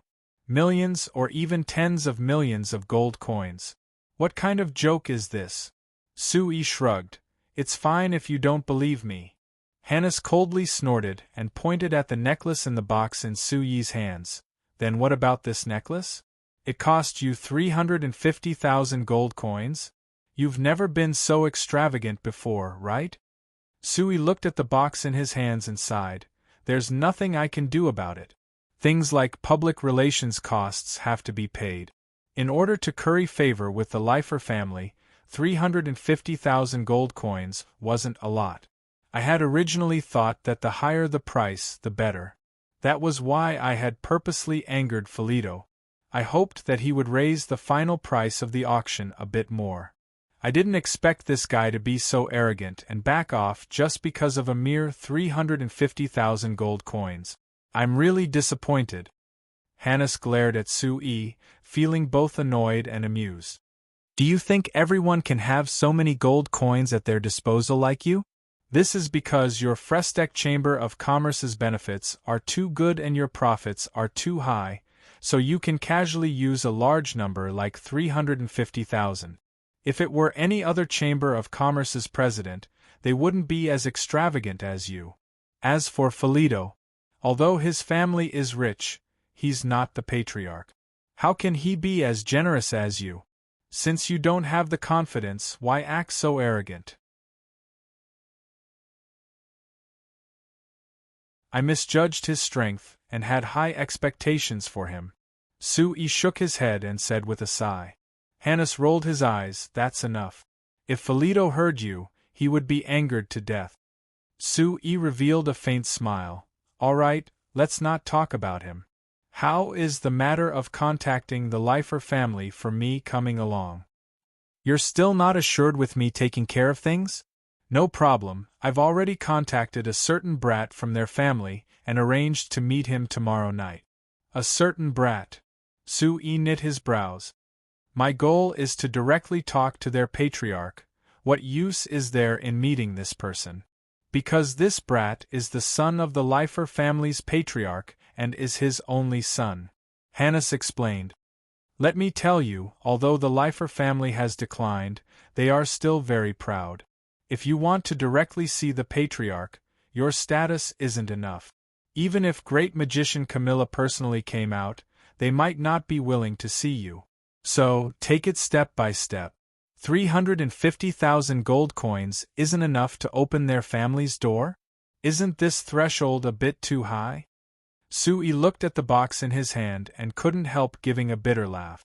It was a good thing that this necklace was exquisitely made, had a beautiful appearance, and had a mysterious feeling. Adding in the fact that it was made by great magician Leifer himself, it was a pretty good gift for steel. Otherwise, the 350,000 gold coins would have been a bit of a loss. Nonsense, they are the descendants of a great magician, of course the threshold is high. Hannes stared at Sui and said, We've already arranged for tomorrow night, remember to leave some time ahead of time. If you don't show up when I make the appointment, you won't even have this chance. On tomorrow night. It shouldn't be a problem, I'll arrange it. Sui nodded in response. Hannes nodded. After thinking about it, he said, All right, since we've decided on this, we'll discuss the matter of your new flyer advertising in the Anvilmar Times. Sui was a bit surprised. Didn't I already discuss this with you? What is there to discuss? Could it be that something has changed? This. Hannes' expression was a bit awkward and embarrassed. There isn't a problem on my side. But you also know that this Anvilmar Times isn't decided by me alone. When I reported the matter of your company advertising, there were some people who opposed it. Sui knit his brows. Who were they? What did they oppose? It's not convenient for me to tell you who they were, but as for the opposition, it's mainly because they feel that our Anvilmar Times is the largest newspaper in the Lampari Kingdom, so it's a bit unreasonable for us to help a new flyer company advertise. So? What are the conditions? Sui rudely cut off Hannes' words. Hannes' expression became even more awkward. After hesitating for a bit, he said, The opinion of the people above is that advertising is fine. As a newspaper, this is something that should be done. But our Anvilmar Times is the largest newspaper in the kingdom. If you want to advertise, you have to show enough sincerity. Alright, I understand. Sue nodded. Is 100,000 gold coins enough? Hannes was shocked. 100,000 gold coins? Sue, are you joking? What? Do you think it's too much? Sue asked back. No, it's not that I think it's too much. Oh no, that's not right, I do think it's too much. Those people told me to come and talk to you about this, meaning that you only need to take out 10,000 gold coins. But in the end, you opened your mouth and asked for 100,000 gold coins? I say, do you have so much money that you don't know where to spend it? Hannes anxiously said. 10,000 gold coins? Sue couldn't help smiling. The people of this world really didn't understand the power of newspapers, otherwise they wouldn't have such a small appetite. Hannes was actually right. Because Hannes was the chief editor of the Unveil Times, and there were many large nobles and even the royal family supporting it, it had already become the largest newspaper in the Lampari kingdom. It had a distribution point in every city of the kingdom. For a newspaper with such influence and range, 10,000 gold coins was already considered a low price to advertise in. How about this, Hannes? We are old friends, so I won't beat around the bush with you.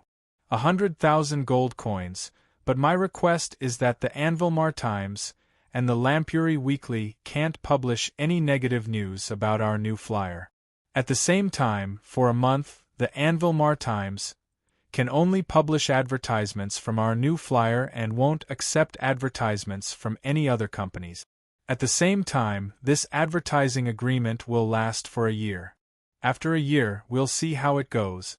What do you think? Hannes knit his brows to think for a while before revealing a hesitant look. The other conditions are fine, but to have the Unveil Times and the Lampuri Weekly not publish any negative news about your new flyer, this. To be honest, it goes against my principles.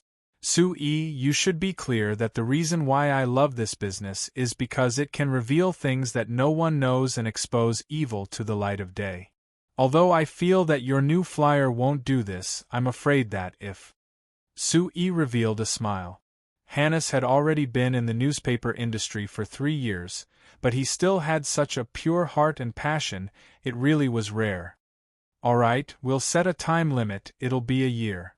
In this year, whether it is the Unveil Times or the Lampuri Weekly, they won't be allowed to publish any negative news about our new flyer. As for what you want to do after a year, that's up to you.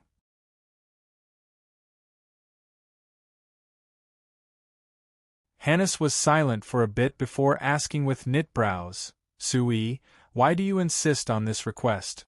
Moreover, what do you mean by setting a time limit of a year? To put it simply, it's because this year is the most crucial period for our new flyer.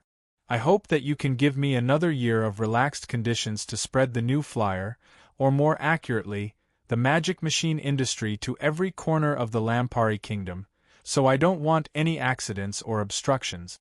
Sue replied. I think I understand the general idea. Your company has been investing in factories in other cities in the past few months for this development plan, right? This is just the beginning. Sue nodded. Hannes nodded. My goal is that every city in the kingdom will have a magic machine factory, and every person in the kingdom will be able to find work in these factories.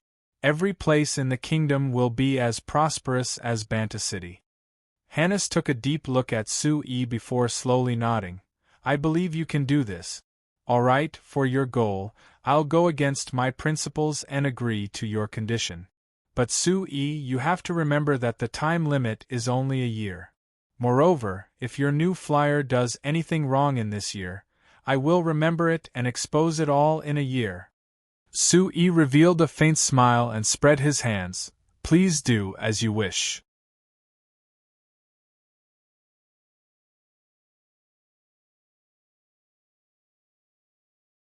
Chapter 431. Establishing a relationship with the Lifer family and placing an advertisement in the Unveil Times were just 2 of the more important things that Sue needed to do in Unveil City this time. After discussing this with Hannes, Sui went to 3 other places without stopping. He met up with the Walmart Chamber of Commerce's chairman Kolmar Runst, great magician Eisenkel, and President Aaron, who he had already arranged to meet. When he dragged his tired body back to Satsuma Count's residence, the sky was already close to turning dark. Manager Ram, who had been waiting for Sui the entire time, saw Sui come in and immediately came forward to greet him. Although Satsuma Count was no longer the city lord of Banta City, this residence was still kept by him. It was used as a temporary office for the people of Banta City who came to Anvilmar City. Sui had chosen to stay here the last few times he came to Anvilmar City, and this time wasn't an exception. Manager Ram was also very polite to Sui because of Satsuma Count's repeated reminders, not daring to neglect him at all. Seeing Manager Ram instruct the servants to prepare a bath, Sui had the idea of buying a residence in Anvilmar City. The new flyer would definitely open more businesses in Anvilmar City in the future, so he would come to Anvilmar City more and more often. It wasn't convenient to keep living here, so it was better to have a place that belonged to him. Although it wasn't easy to buy a residence in Anvilmar City, with his relationship with Hannes and adding in the fact that he was willing to pay, it wasn't hard. But thinking about how he had just spent close to 500,000 gold coins today, Sui couldn't help giving a bitter smile. Of these expenses, 350,000 gold coins was an investment for the Leifer family and 100,000 gold coins was an investment for advertising. These were all investments that didn't have any benefits in the short term. But he had only spent 5,700 gold coins to buy Arch Magus Thorn's notes, so it was very likely that he would be able to see its uses after a while. Sui looked over the notes in his hand and confirmed that the contents were the same as the rumors. It recorded some of Arch Magus Thorn's research in his later years, including many records related to his research on magic flying airship.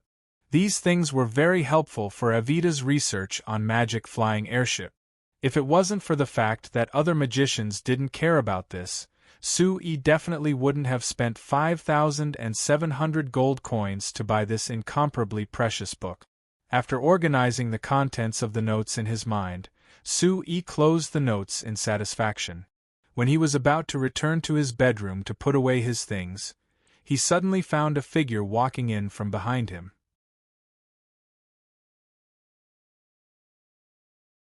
Sui looked carefully and found that this fellow, who couldn't even walk steadily, was Alec. "Thorn, where did you go? Why did you come back?" Sui looked at Thorn, who was covered in the smell of alcohol, as he walked over, and he couldn't help asking this with a frown. Thorn looked up, and when he saw that it was Sui, he was instantly scared. Most of his drunkenness flew out and he forced himself to stand up as he said with a laugh, I went out to meet a friend and discuss some things, so I came back late." "Chairman, when did you get here?" "Friend? Discuss things?" Sui didn't reply to Thorn's question.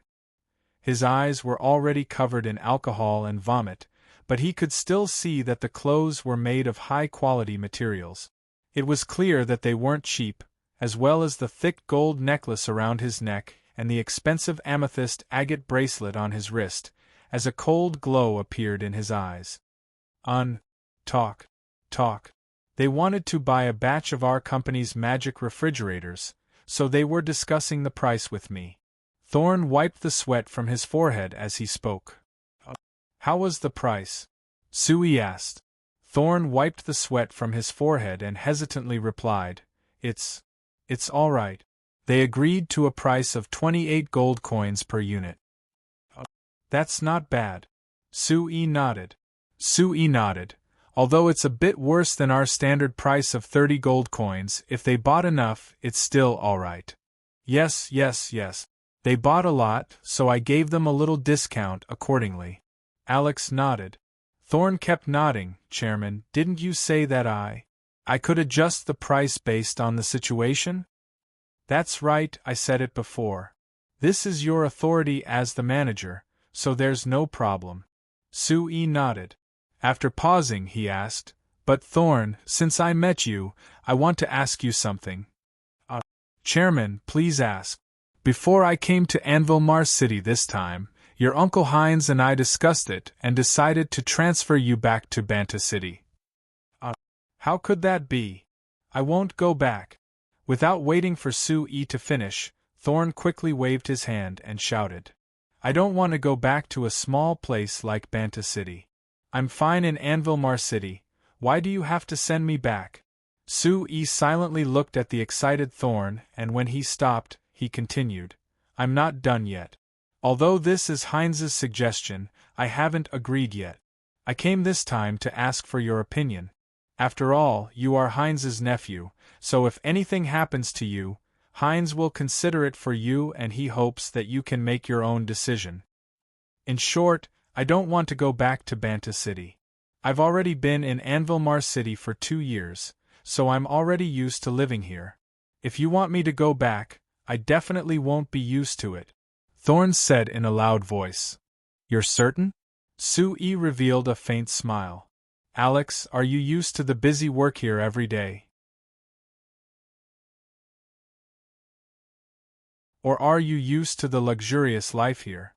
Thorn was stunned. Seeing the fake smile on Sue-Ye's face, his body trembled and he lowered his head, avoiding Sue-Ye's gaze. Sir Chairman, I don't know what you're talking about. Don't know? It's fine if you don't know. Sue-E shook his head as a trace of regret appeared in his eyes. In short, think about it for the next 2 days. Before I leave Anvil City, I hope that you can make the right decision. Sue-E paused before giving a sigh.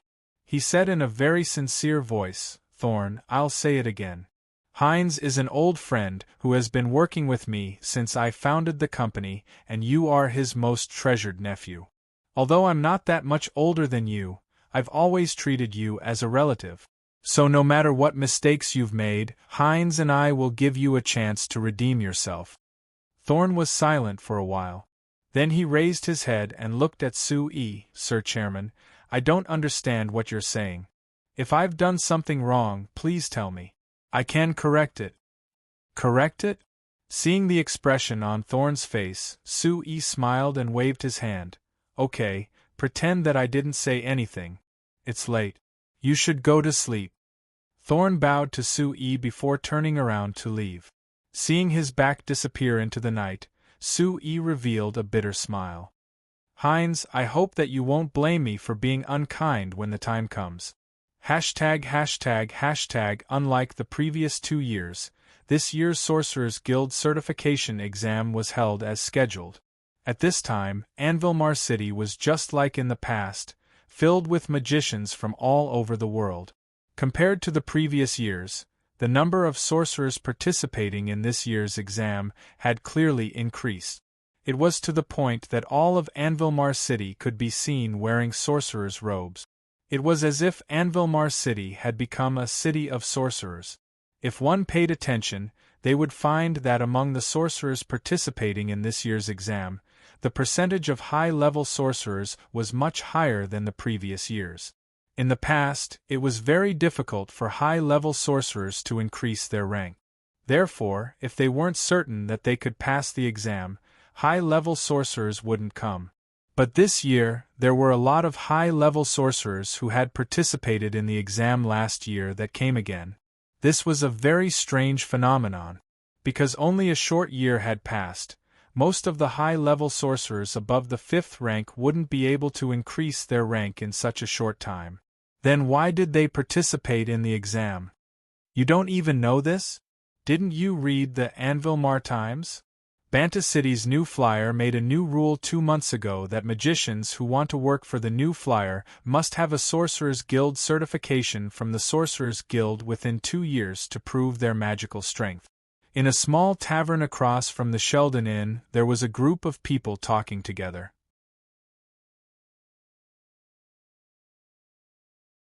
The one who said this was a middle-aged fat man in the crowd.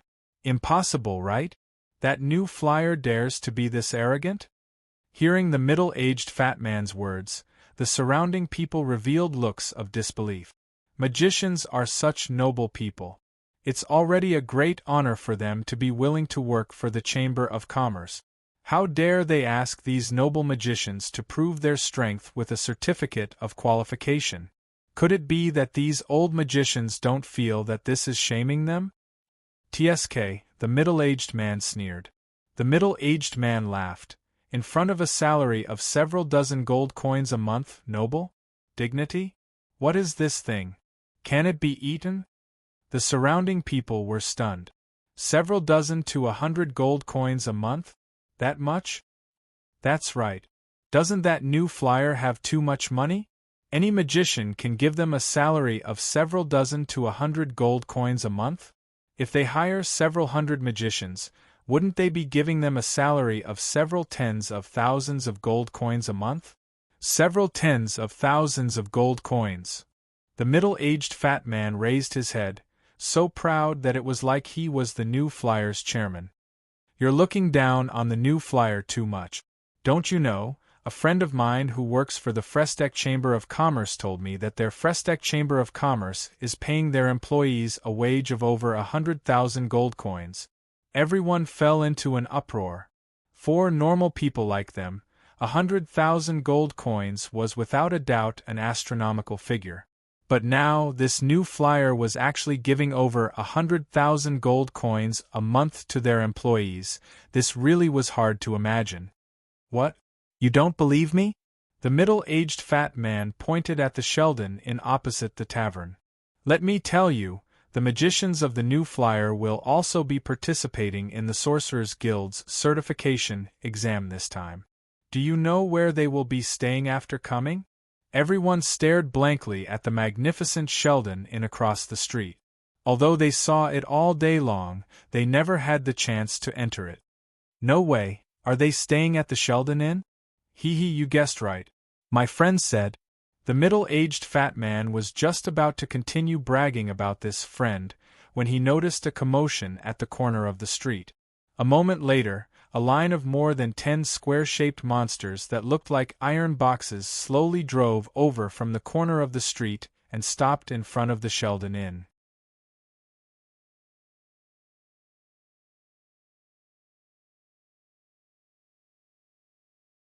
Chapter 432. Akali jumped out of the door of the first medium-sized magic car, and as soon as her feet touched the ground, she gave a long stretch. Great! We're finally here. Really, after sitting in the car for so long, I'm about to die from exhaustion. Claire jumped out after Akali and rolled her eyes at her. Come on, we didn't even sit for 8 hours, all right? What is there to be tired about? Don't forget, when we took the horse carriage here last year, it took us over 2 days. That's right, now that we have the magic car, it's much easier to come here. Bella, who followed behind, also looked at Akali with a look of disdain. I think that you're too used to enjoying yourself and have forgotten all the hardships you've suffered before. Akali pouted her lips in an unconvinced manner. Who said that? I haven't sat in the magic car that many times, all right? Then again, no matter what, it's hard to take sitting in it for 8 hours. If it can be like Sir Chairman said, and we can get here in 2-3 hours, then I won't say it's hard. All right, Sir Chairman also said that it's fine if you can get here in 2-3 hours. As long as you can develop the new magic engine, there's no problem. Claire said. You say it like it's not related to you. Akali immediately refuted. Claire, don't forget, your team's magic circulation system is also very important, all right?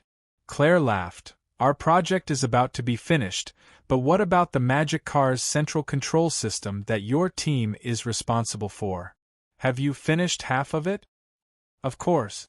We've already set the standard for the magic array's magic vibration frequency, now we just need to. Before Akali could finish, Evita, who got out, glared at her. Only then did she react and quickly close her mouth. Seeing Evita's gaze, Claire and Bella stuck out their tongues and lowered their heads in embarrassment. Don't discuss technology outside. How many times do I have to remind you? Evita reprimanded the three before waving her hand behind her. 3 researchers from the Academy of Magic ran over. Keep an eye on the people in your team. Don't lose them. In the next few days in Anvil City, no matter what happens to your respective teams, I will hold you accountable. Do you understand? The three researchers nodded in unison, their expressions stern. All right, let's go in now. Everyone has been on the bus for too long and must be tired. Rest early today and don't go out and wander around. Watching Evita walk towards the door of the Sheldon Inn, a collie behind them suddenly came to Claire and Bella's side, whispering in a mysterious voice, "Hey, don't you feel that Evita is becoming more and more dignified? Sometimes, even I don't dare talk back to her." That's right, that's right. I'm not the only one who thinks so. Bella nodded. I've been wanting to say it for a long time. Claire said, Evita really has the aura of a leader.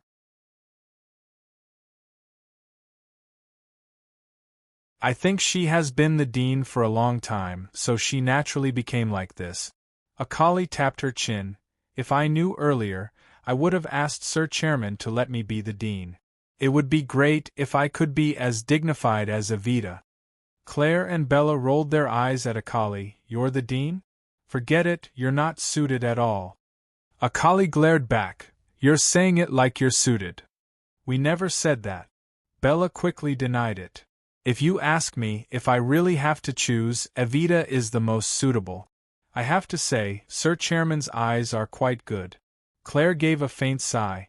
It's a pity Sir Chairman is so slow when it comes to relationships. Our Academy of Magic has so many resentful women. Seeing Claire's lustful gaze, Akali was angry and embarrassed. She reached out to pinch Claire's waist. Claire gave a soft laugh as she dodged and ran into the Sheldon Hotel. Akali and Bella shouted as they chased after them. Not long after, the Sheldon Inn's main hall was filled with researchers from the Frestec Chamber of Commerce who came from far away, making it very lively.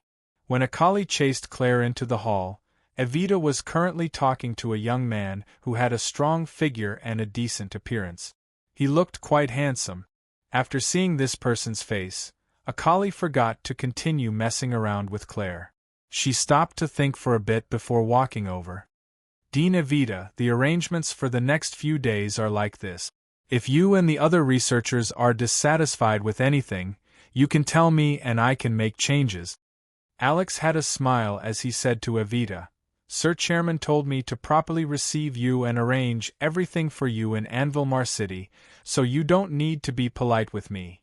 Evita gave a slight nod. Then I'll have to trouble you, Manager Alex.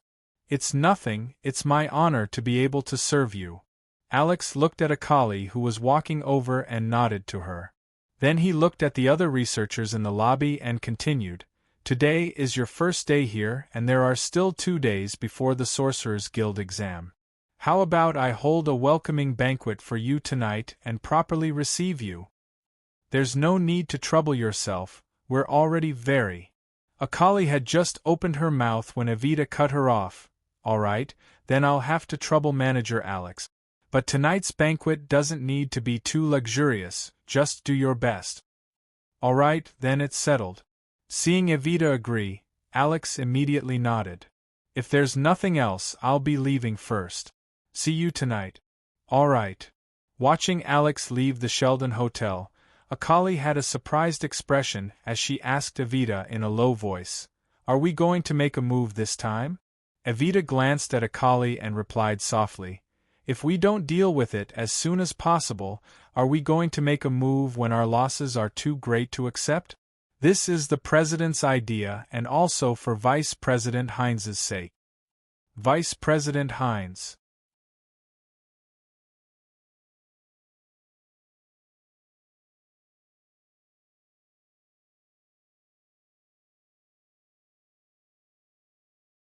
There's a saying in my hometown, it's called 3 people walk together. There must be someone among them that can be my teacher. It means that no matter what, you can find something worth learning from others. Although our new flyer has some results in magic machines, Great Magus Lifer is still a legendary Great Magus. I think that as long as he has some research on magic machines, he will have his own unique insights that we can learn from. Sui replied. I appreciate your words. Myrna Leifer said with a nod. For a new flyer to have a chairman like you, it's no wonder they can develop so quickly. Alright, I'll represent my father to temporarily agree to sell these research data to your new flyer. Su Yi's mind shook. Then I'll ask Mr. Leifer to name a price. How many gold coins? I think that as long as it's not too excessive, I'll accept it without any reservations. Myrna Leifer revealed his first smile since meeting, and it actually contained a bit of slyness. Chairman Su, I never said that the sale of these research data had to be paid in gold coins, right?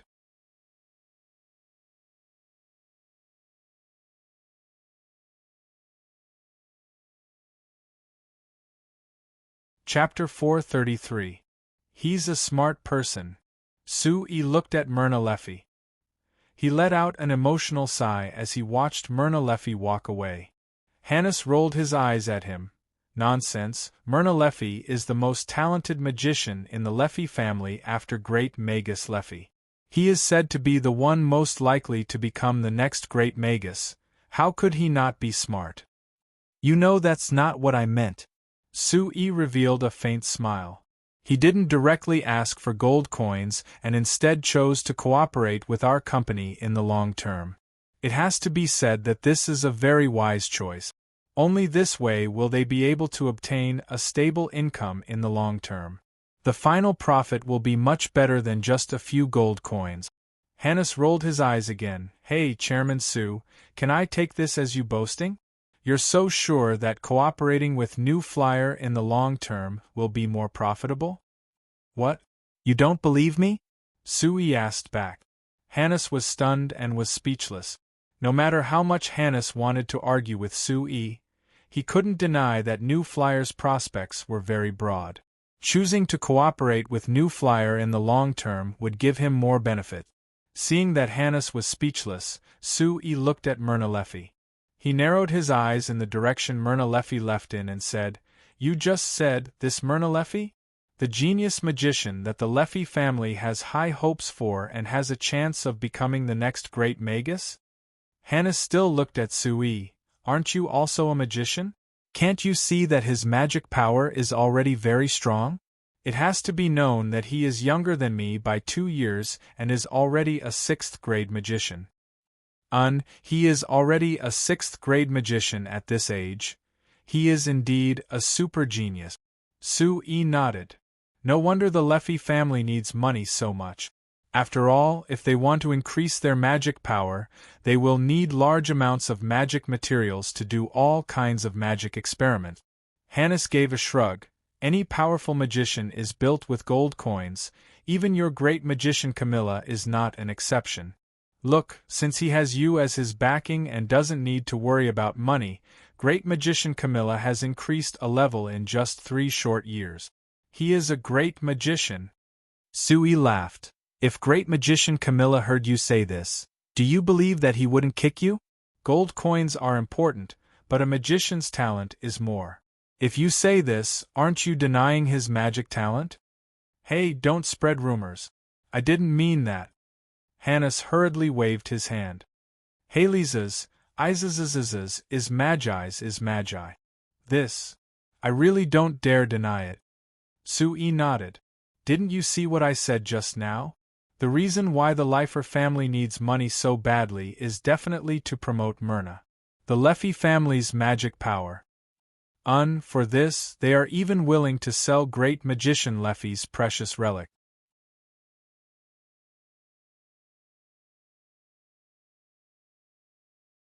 Hannes said in an emotional voice, when great magician Leifer was still alive, the Leifer family was very famous in signs. How could they lack money? They won't lack money now. Su Yi had a confident smile on his face. With the precious research materials left behind by Great Magus Leifer, their family will definitely be able to obtain enough benefits from our Frestek Chamber of Commerce in the future. So this Myrna?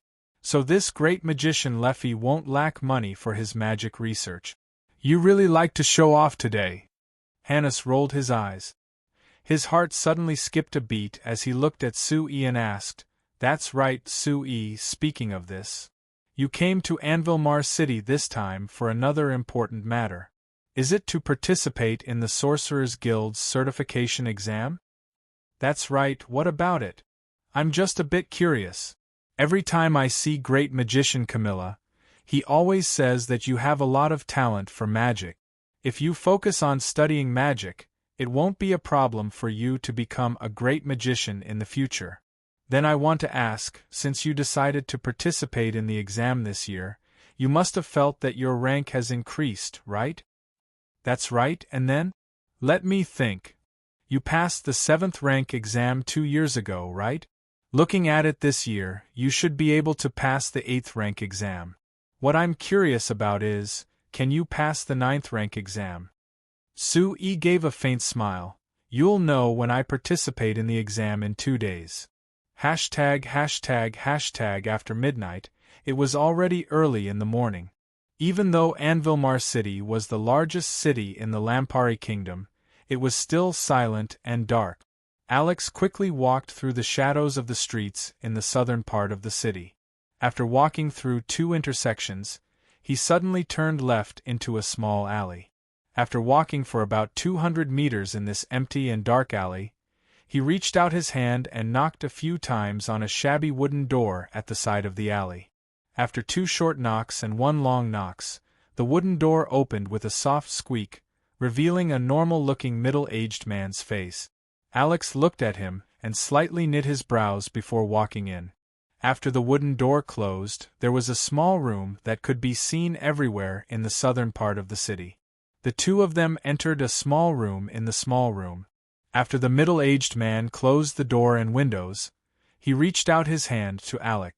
Alex glanced at the hand in front of his chest, but he didn't take out the item hidden in his chest like he usually did. Instead, he frowned and hesitated for a moment before saying, "I hope you can raise the price for this item."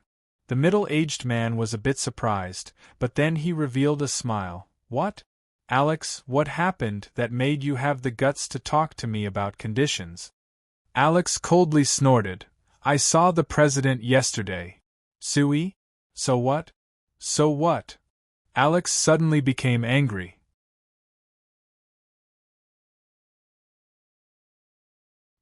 He poked the middle-aged man's chest with his finger and said in a low voice, "Do you know that the president warned me?"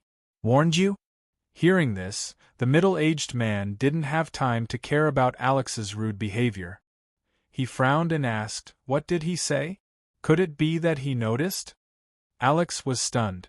After a while, he blankly shook his head. "I don't know. The president didn't say it clearly, but I can see that he definitely knows something. That's why he warned me.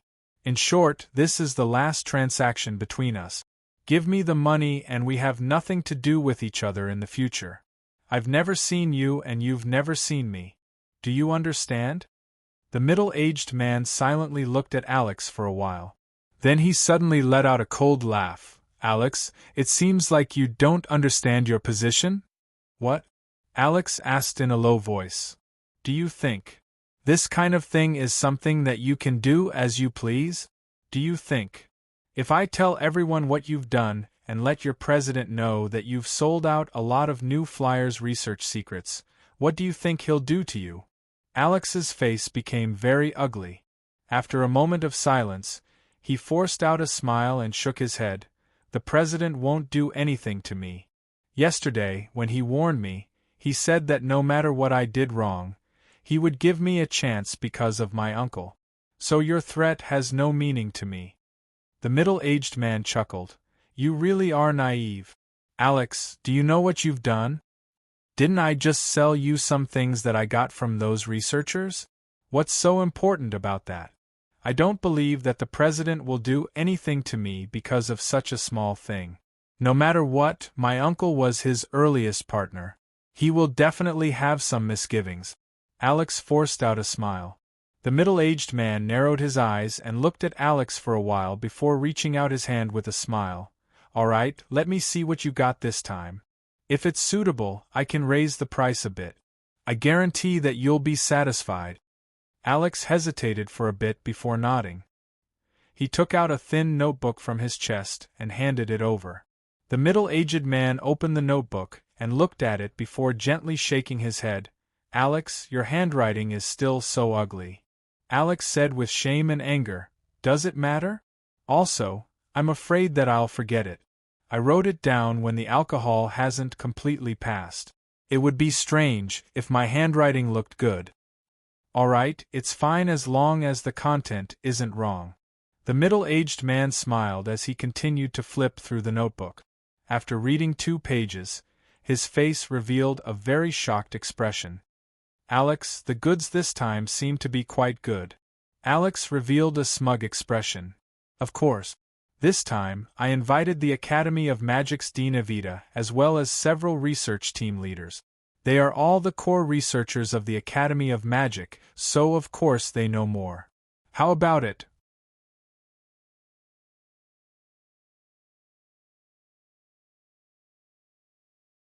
Since you think the goods this time are good, then the price? The price is not a problem. The middle-aged man flipped through the notebook again. After thinking for a bit, he took out a gold note and gave it to Alex. Alex took a look at it and was immediately taken aback. 3,000 gold coins? That much?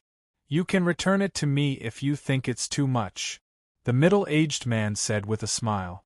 Alex quickly stuffed the gold note into his chest and then waved his hand at the middle-aged man. Goodbye. Seeing that Alex was about to leave the room, the middle-aged man suddenly let out a sigh. If I were you, I wouldn't choose to leave now. Alex suddenly stopped and turned around to ask with a frown, what do you mean? Are you threatening me? No, I just feel pity for you, the middle-aged man said. Pity me for what? Originally, I just received a new mission that required you to obtain some research materials from your new flyer. The other side offered a very high price and I thought that just the commission alone would be enough for me, not to mention you. But now you actually don't want to continue, it really is a pity. A struggling expression appeared on Alex's face.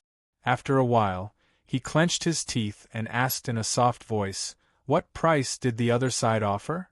The middle-aged man stretched out a finger. The smile on his face was very strange under the light in the room. 10,000 gold coins. 10,000 gold coins? Alex's breathing suddenly became very rapid.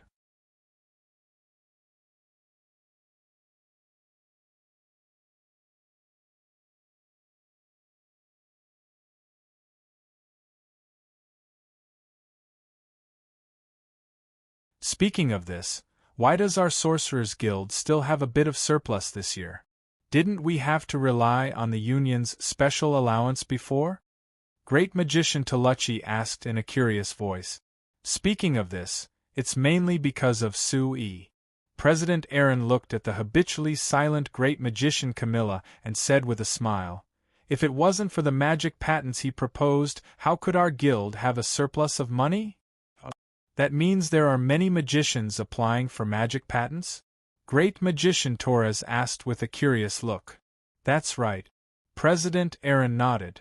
According to last month's statistics, there are over 13,000 magic patents registered with the guild and the patent protection fee is over 200,000 gold coins. That much?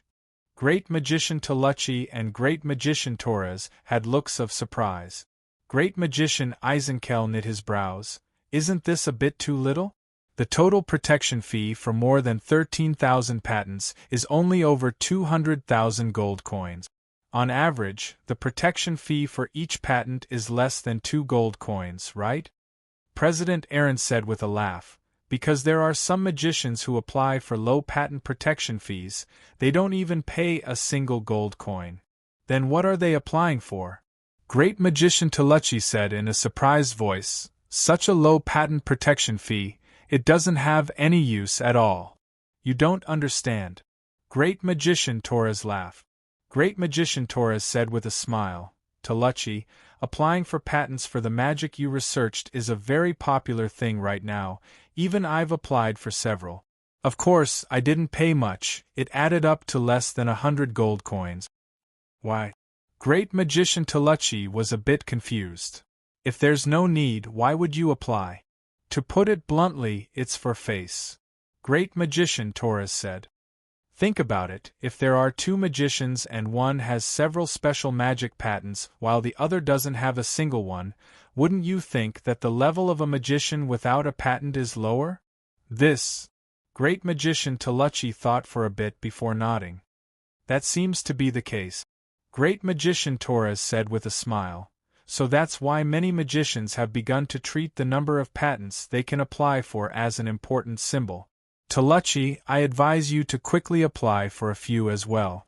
Otherwise, when we all have several dozen patents and you don't have a single one, wouldn't you feel that something is wrong? Great magician Tolucci gave a bitter laugh. That's right, it seems like I need to properly consider it. After saying this, he turned to look at Great Magician Eisenkel and Great Magician Camilla. What about you guys? Even Torres has applied for several patents. Shouldn't the two of you have more? Great Magician Eisenkel revealed a faint smile. I don't have much, I've only applied for 32 patents.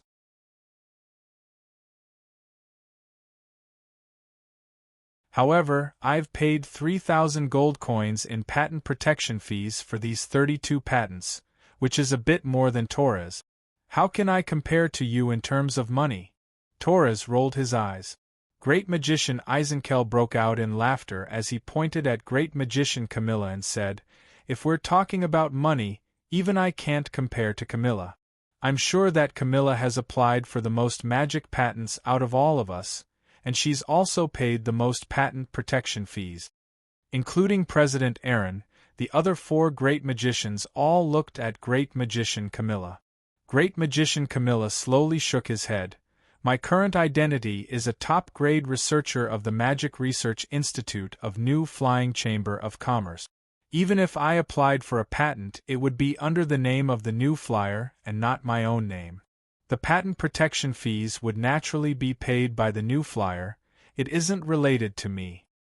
The New Flyer is this rich, they must have paid a lot of patent protection fees, right? Torres kept asking. I'm not clear on this because these things were all done by Sui. I didn't care. Great Magician Camilla replied. Everyone looked at President Aaron again. President Aaron gave a soft cough and looked at Great Magician Camilla before saying with a nod, That's right, all the patents that the magicians of the New Flyer have applied for are all in the name of the New Flyer, so I don't know which patent was developed by Camilla. However, I do know that out of the 563 patents that the New Flyer has applied for, the one with the highest patent protection fee was 10,000 gold coins. 10,000 gold coins? Even Great Magician Eisenkel had wide eyes with a look of disbelief.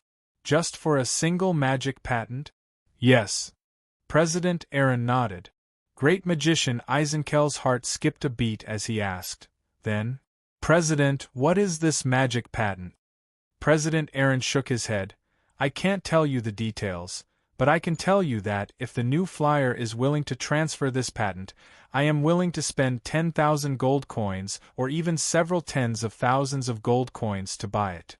Great Magician Torres and Great Magician Tolucci looked at each other in surprise. Great Magician Tolucci's heart skipped a beat and he couldn't help asking President Aaron, President Aaron, I've heard that the magic machine factory you opened is quite profitable? President Aaron's expression changed slightly as he waved his hand and said, That was opened by that brat Ank, it's not related to me. But the profits are indeed not bad. Seeing the proud smile on President Aaron's face, Great Magician Tolucci hesitated a bit before turning to Great Magician Camilla to ask, That? Camilla, do you think I can also open a magic machine factory? Hearing Great Magician Tolucci's question, the other four were stunned.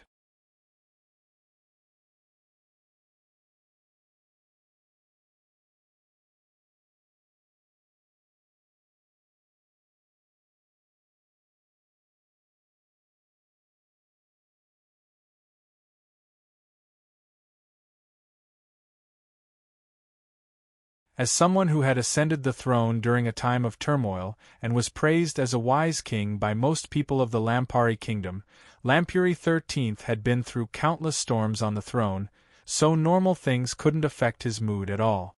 But when he saw the documents from Loren City, he slightly knit his brows and gave a sigh.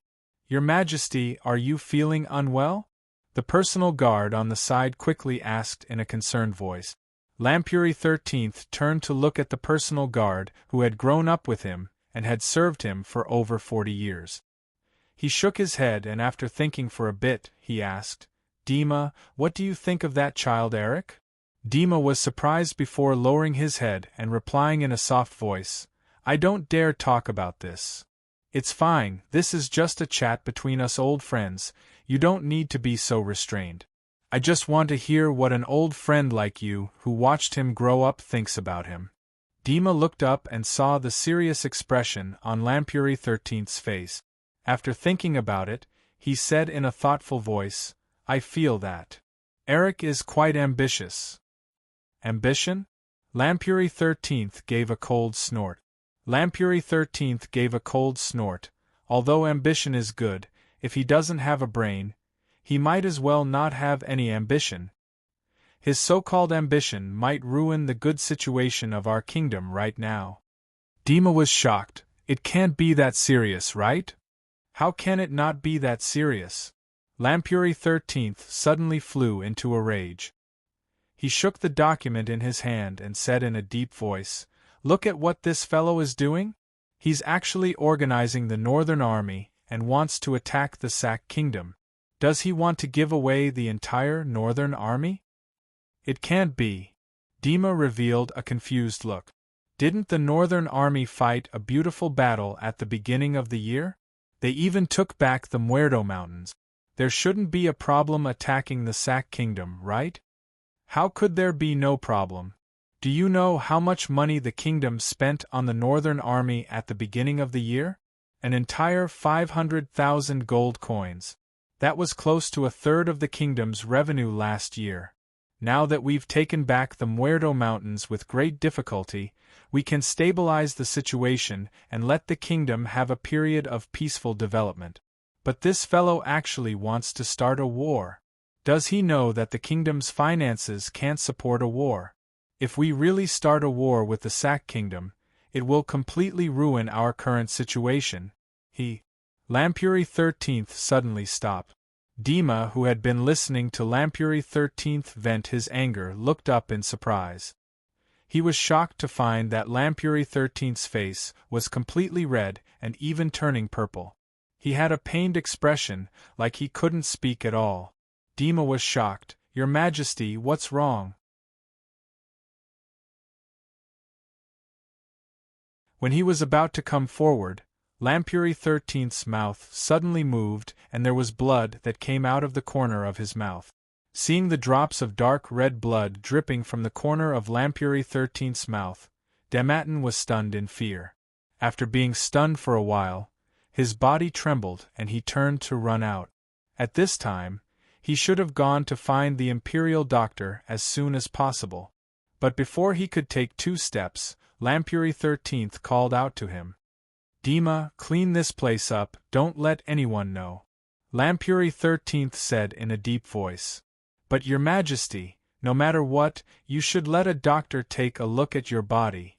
Dima immediately objected. "This is an order, don't ask too much," Lampuri 13th said with a serious look. All right." Dima reluctantly agreed. He looked around and confirmed that this back garden was the king's favorite resting place. It was once strictly forbidden for anyone to get close to this place. Only then did he feel relieved. He turned around and walked to the lounge at the side, preparing to clean up this place. Watching Dima leave, Lampuri 13th wiped the blood from the corner of his mouth.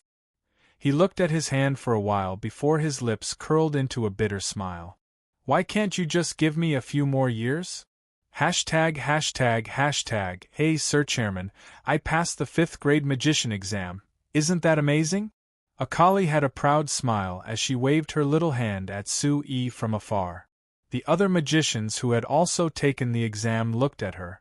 Some magicians gave unconvinced snorts and some revealed sad looks as they lowered their heads to leave. Only Evita beside Akali tapped Akali's raised arm and snappily said, "All right, put your arm down." Why are you so loud? Are you afraid that others won't hear? Akali raised her head high. Humph, I want others to know. I'm already a 5th grade magician, can't I be proud? Evita shook her head and pointed at Su-Yi, who was coming over with a smile. The chairman is taking the 9th grade magician exam. What is there to be proud of in front of him? Hearing this, Su-Yi immediately waved his hand.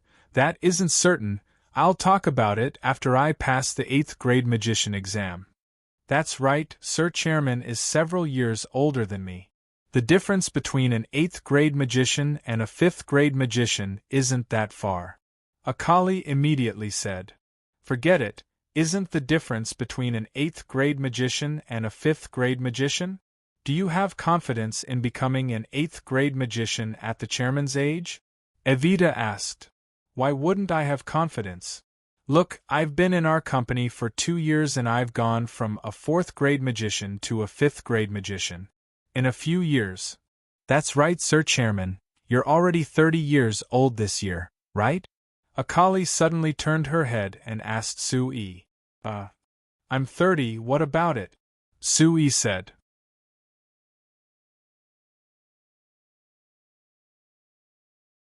I'm only 24 this year, I'm still 6 years away from 30.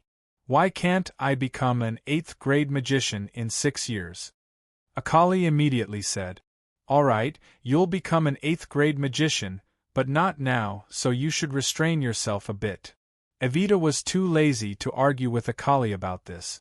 Turning her head to Su-Yi, she asked, Chairman, the low-level magician exams have all been completed.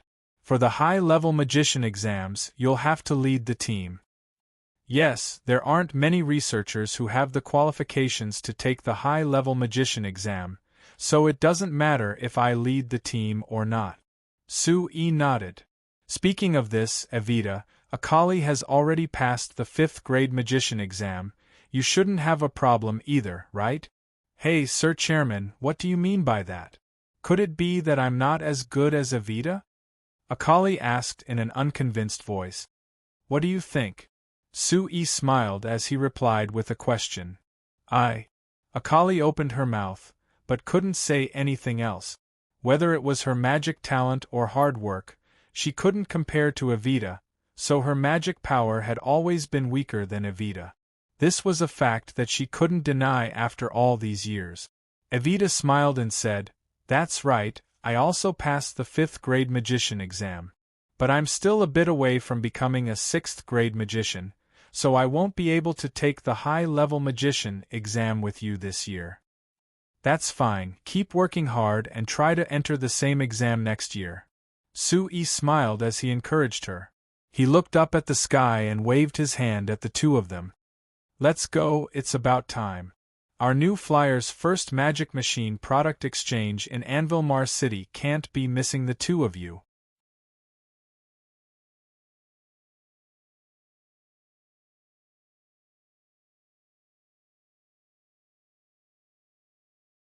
Chapter 436. The Solaga Art Exhibition Hall was in the west of Anvilmar City, and was the largest exhibition hall in Anvilmar City. This place was used to display various works of art, like famous paintings, sculptures, and etc. But today, the items displayed here didn't seem to be related to art at all. Who says it isn't related? Solaga Art Exhibition Hall's manager Anlizer waved his arms as he loudly refuted the reporter from the Anvilmar Morning News. Look at these incomparably beautiful household magic machines from New Flyer. Look at how beautiful they are on the outside, how beautiful the lines are, and how profound the structure is. They are all filled with a strong sense of art and design. Do you know that each household magic machine here was made by a master elf artist? You actually dare to question whether it is related to art. But these household magic machines are things that people use in their daily lives. How can they be considered works of art? The young female reporter kept asking. Anlizer waved his hand and gave a soft snort. Who told you that art can't be separated from life? Let me tell you, it's the exact opposite. It is in the daily life of each of us that the greatest art exists. Do you see the two fruit trees outside the window? Every leaf on it, in my opinion, is a unique masterpiece of art. Also that chair over there, look at the unique pattern on it. There were only a few reporters surrounding Manager and Lizer, but the reporters surrounding Sue-E were 3 rings inside and 3 rings outside, so he didn't have any place to stand. Chairman Sue, your new flyer is holding this magic machine technology exchange meeting. What is the main goal?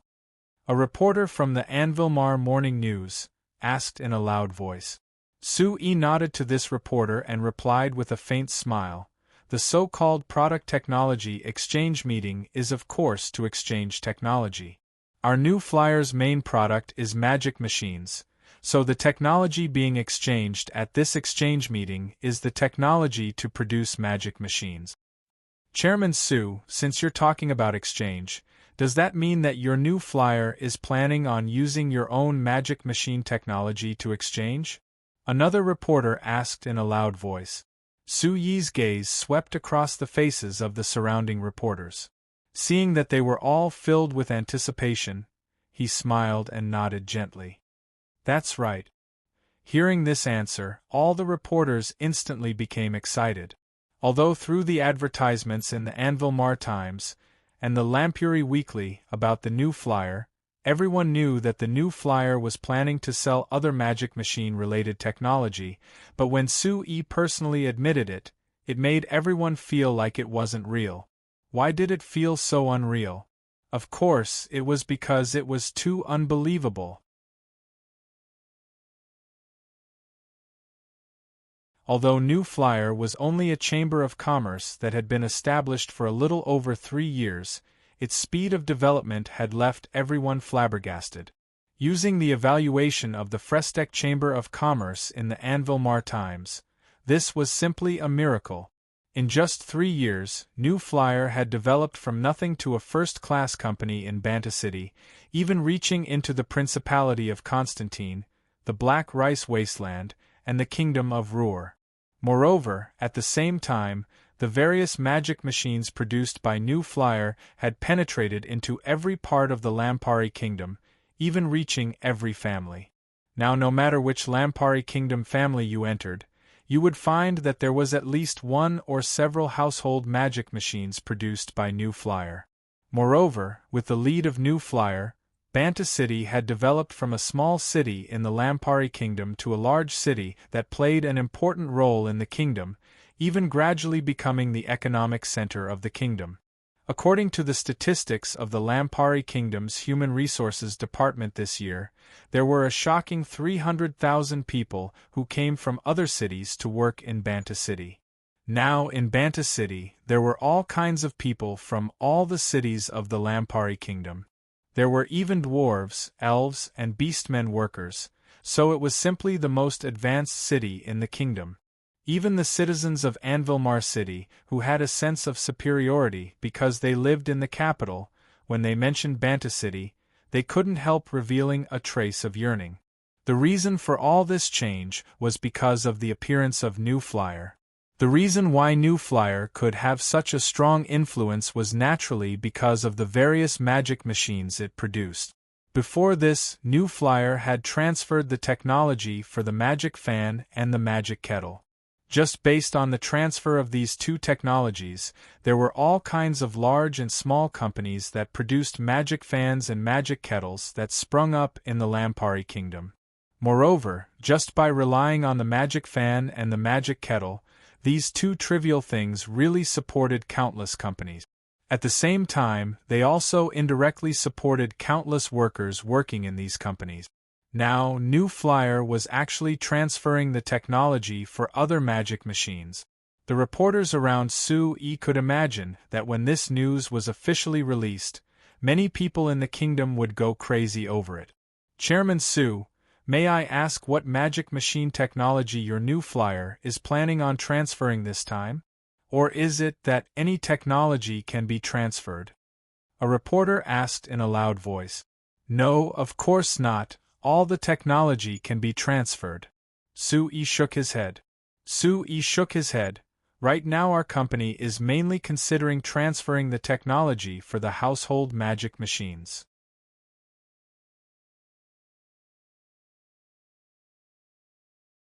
As for the other technologies of our company, we aren't planning on transferring them for now.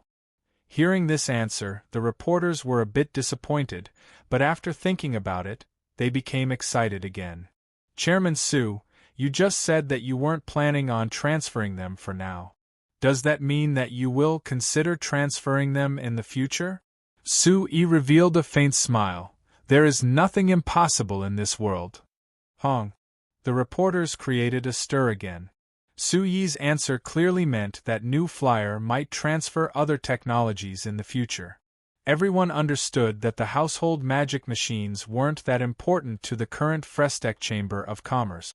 Compared to this, the Frestech Chamber of Commerce's production magic machine department and the other factories that couldn't be divided were more important. Then Chairman Su, this transfer of technology will be the same as the transfer of the magic fan and the magic kettle technology. Not only will you transfer the technology, you will also provide technical guidance? No, this time our company will be more thorough than when we transferred the magic fan and the magic kettle technology. Su-yi's expression suddenly sunk. Actually, after transferring the magic fan and the magic kettle technology last time, I wasn't satisfied with the following development. So in order to pursue better results this time, when our company transfers the household magic machine technology, we will have even stricter requirements. The surrounding reporters were all stunned. Higher and stricter requirements and rules? What are they? To be specific, I hope that the other companies that buy these technologies will strictly follow the standards set by our New Flyer and not act recklessly. Su-yi's words were a bit impolite, so the reporters were a bit surprised. After a bit of silence, a reporter raised his hand to ask, Chairman Su, can I interpret your meaning as that if the other companies want to buy your New Flyer's technology, they have to follow the standards set by you when they manufacture the magic machines? That's right. Then what if the other companies want to make breakthroughs based on this technology? Wouldn't this restrict them? I remember that you always encouraged the other companies to do more research, and if there were companies that surpassed your New Flyer in terms of technology, you would even be happy for them. Could it be that your thoughts have changed? No, following standards and making breakthroughs aren't contradictory. The so-called standards are to make it easier for people in the same industry to develop together. It saves time and manpower, so it is a very important thing. To give an example, for example, our New Flyer's Shinfei brand magic fans are currently using 3 different types of screw bolts, which is one of the current standards.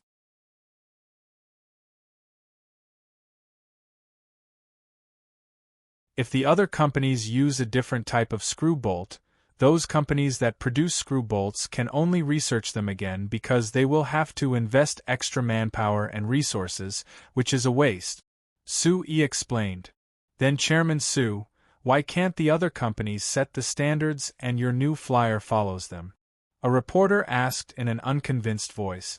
As soon as he asked this question, the reporter found that the surrounding reporters were all looking at him like he was an idiot. This idiot? New Flyer was the boss of the magic machine industry, so if the standards weren't set by them, who would set them? Su-yi said with a faint smile. Right now, other than our New Flyer, the other companies don't have the ability to produce other magic machines, so only our New Flyer is qualified to set this standard. If the other companies don't follow it, I can only say sorry. The reporter who had objected just now gave a gulp and didn't dare say anything else. After asking these basic questions, the reporters began to ask about the details of the technology that New Flyer was about to transfer. At this time, Su-yi left and brought Akali and Evita, who had been waiting on the side, onto the stage. The technical problems naturally had to be answered by the technicians.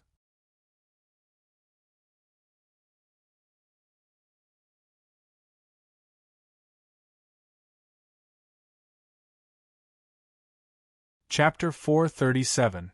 The New Flyer product exchange meeting that was scheduled to be held for 3 days had only ended on the first day, but there were shocking results. After the various newspapers of the Lampari Kingdom obtained the news that New Flyer was selling the household magic machine technology, countless companies from the various cities of the kingdom all came to Anvilmar City to attend this product exchange meeting. After the first day, there were 76 companies that had reached an initial transfer agreement with New Flyer. According to the statistics, these 76 companies had reached a total of 127 contracts with New Flyer for 9 kinds of household magic machines. The total value of the contracts was a shocking 10 million gold coins. And this was just the income from the New Flyer selling the technology. If they included the training and technical guidance that came with selling the technology, New Flyer's 127 contracts had earned a terrifying income of over 13 million gold coins. Moreover, this was just in terms of technology. Since these companies had already bought the technology for household magic machines from the Frestec Chamber of Commerce, in order to smoothly produce them, of course they had to buy the corresponding production magic machines from the Frestec Chamber of Commerce. The production magic machines weren't cheap goods, so if they wanted a complete production line, naturally it wouldn't be cheap. It was impossible to estimate the income from this for now, but the 127 contracts with the 76 companies needed at least 127 production lines, so the lowest income would be over 3 million gold coins. This meant that in just a single day, the Frestec Chamber of Commerce had earned over 15 million gold coins in profit. Of course, this was a large amount that shocked people. Even the calm Evita, after hearing this number from Su Yi's mouth, was so shocked that she couldn't speak for a while. As for the always lively Akali, her mouth was wide open in a daze. Her eyes popped out and she had a look of disbelief on her face. Sir Chairman, so much gold coins. How should we spend it? After a while, Akali finally squeezed out these words in a daze. Although Su Yi didn't estimate the enthusiasm of the other companies in the Lampari Kingdom, he was already prepared, so he wasn't that shocked by this amount. He shook his head with a smile and said, "You think it's a lot?" "Of course it's a lot." Evita let out a soft sigh and patted her chest as if she was frightened by something. Evita patted her chest. 15 million gold coins. Chairman, you still don't think it's a lot? That's right, our company has been established for 3 years, and we haven't earned this much money even with all of it added together. In just a single day we've earned this much. Sir Chairman, do you think it's too little? It's not that it's too little, but… Su Yi looked at the thick stack of technology transfer contracts in his hand and slowly shook his head. To be honest, our company hasn't earned yet, but it's a loss. Loss? Evita and Akali's eyes both. How is that possible? You've only seen today's income, but have you ever thought that if our company kept the technology and used it to maintain our monopoly in the household magic machine market, how many gold coins could we earn with this technology? Su Yi asked back. Evita and Akali looked at each other and fell into deep thought. After a while, Evita said with a nod, "I understand. Chairman, perhaps we really did suffer a loss. Right now, in terms of household magic machines, our company earns at least 1 million gold coins a year. Moreover, this is the situation where the market hasn't been opened yet. If we sell the household magic machines to every part of the kingdom, or even to every country on the continent, I think that we'll be able to earn several million gold coins in just a single year. Although 15 million gold coins is a lot, as long as our company can develop smoothly, we will definitely earn more than this in the future. But what if our company doesn't develop smoothly? Akali thought about it before refuting. Evita glared at her. What nonsense are you saying? With the chairman here, how could our company not develop smoothly? Akali knew that she had said something wrong as soon as she said this. She stuck out her tongue in embarrassment and said to Su Yi, "Sir Chairman, I was just speaking nonsense, please don't mind it. Evita is right, with you here, our company will definitely develop smoothly. Then the question is, Sir Chairman, since you know that our company can rely on this technology to earn more money in the future, why are you taking the initiative to sell it? This is for the sake of long-term strategy. Sue-Yi simply explained his idea of creating a magic machine industry to the two of them. It was different from when he explained his ideas to Heinz and Kennard. Evita and Akali had been listening the entire time. They didn't raise any doubts or worries like Heinz, nor did they seriously discuss the feasibility of this idea with Sue-Yi like Kennard. Rather, they looked at Sue-Yi with looks of surprise and admiration. When Sue-Yi finished explaining his ideas, Akali hugged Sue-Yi's arm and excitedly said, "Sir Chairman, you really are great. I love you to death." Although Evita wasn't as exaggerated as Akali, one could tell from her eyes that her thoughts weren't that different from Akali's. Sue-Yi revealed a smile and tapped Akali's head. "Save it, if you keep saying this, be careful of others hearing it. You won't be able to get married in the future." "Humph, it doesn't matter if I don't get married. It's fine as long as Sir Chairman likes me, I'll just be your lover," Akali said with a smile. "Convince Steel first." Sue-Yi rolled his eyes at her and pulled his arm back. He said a few words to the two of them and told them to organize the necessary information before leaving the Solaga Art Exhibition Hall. Looking up at the night sky, Sue-Yi turned back to Count's yard. As soon as he walked into the courtyard, housekeeper Lam greeted him with a strange expression. "Chairman Su, there are guests waiting for you." I know." Sue-Yi nodded.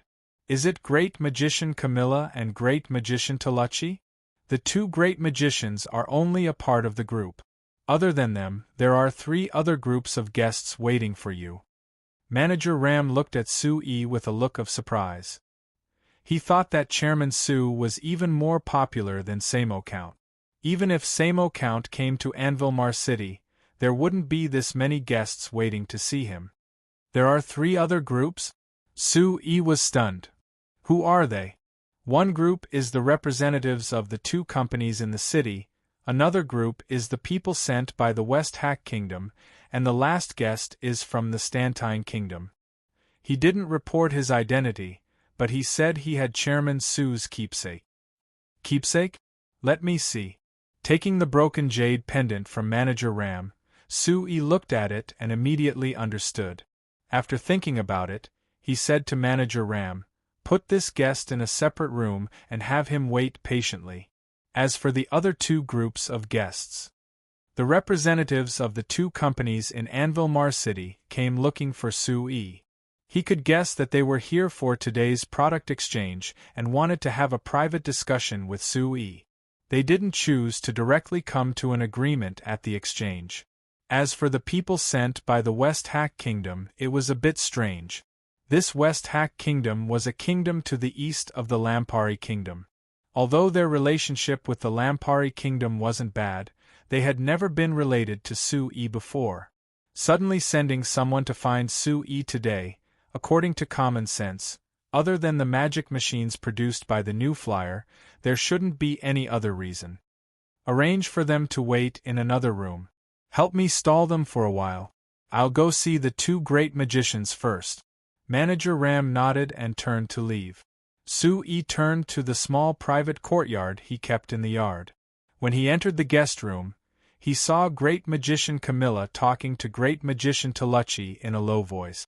Great Magician Talachi had an awkward expression and Great Magician Camilla was clearly trying to persuade him, as if he was trying to convince Great Magician Talachi. Seeing Sue-Yi come in, Great Magician Camilla shook his head. "All right, now that brat Sue-Yi is back, you can ask him if you have any questions." Sue-Yi wasn't polite.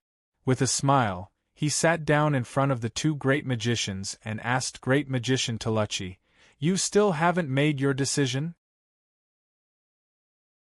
Just yesterday, Great Magician Camilla had told Sue-Yi that Great Magician Talachi wanted to see him and had revealed that Great Magician Talachi was interested in the 10,000 gold coins a year that the new flyer was offering. Sue-Yi was naturally overjoyed when he heard this news. If Great Magician Talachi was willing to join the new flyer, whether it was increasing the strength of the Magic Research Institute of New Flying Chamber of Commerce or increasing the fame of the New Flyer, it would be a large help to him. Of course he would welcome him. But Great Magician Toluchi clearly had many scruples, so he wanted to meet with Sue-Yi to talk. Looking at his current appearance, it was clear that he still hadn't made his decision. Great Magician Toluchi looked up at Sue-Yi and slightly knit his brows. After thinking for a bit, he hesitantly asked, Sue-Yi, if I was like Camilla and went to your company as a special researcher, would my salary be 10,000 gold coins a year? Hearing Great Magician Toluchi's tone soften, Sue-Yi was overjoyed. He kept nodding as he said, Of course, if a great magician like you is willing to come to our company, it would be our company's honor. Of course you would receive the same treatment as Great Magician Camilla. Other than the 10,000 gold coins a year, there would be many other benefits that you would definitely be satisfied with. Great Magician Toluchi nodded. After considering it for a bit, he revealed a struggling expression. After hesitating for a bit, he awkwardly said, Can't the salary, can it be a bit higher?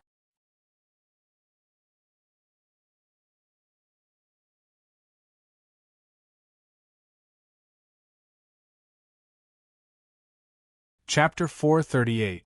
Sue-Yi and Great Magician Camilla were stunned at the same time. Great Magician Camilla looked at Great Magician Toluchi with a strange expression and couldn't help saying with a chuckle, Hey, Toluchi, I always thought that you were the one who didn't care about gold coins among us old fellows, but I never thought that you would change this much. You're even more greedy than me. 10,000 gold coins a year isn't enough? How much do you want? Seeing Great Magician Toluchi's awkward and ashamed expression, Sue-Yi shook his head at Great Magician Camilla. He turned to Great Magician Toluchi and said in a very calm voice, I'm afraid I can only say sorry about this. Our company's salary has strict rules and regulations, it can't be casually added. Moreover, you have just joined our company, so if your salary surpasses Great Magician Camilla's, it wouldn't be justified. Great Magician Toluchi gave a sigh and nodded, I understand. This was me being greedy. Great Magician Camilla said with a frown, I say, Toluchi, what kind of problem have you met? Are you that lacking in money? It's hard to explain. Great Magician Toluchi shook his head and stood up. In short, 10,000 gold coins a year is far from enough. Since Sue-Yi can't give me a higher salary, I can only think of another way.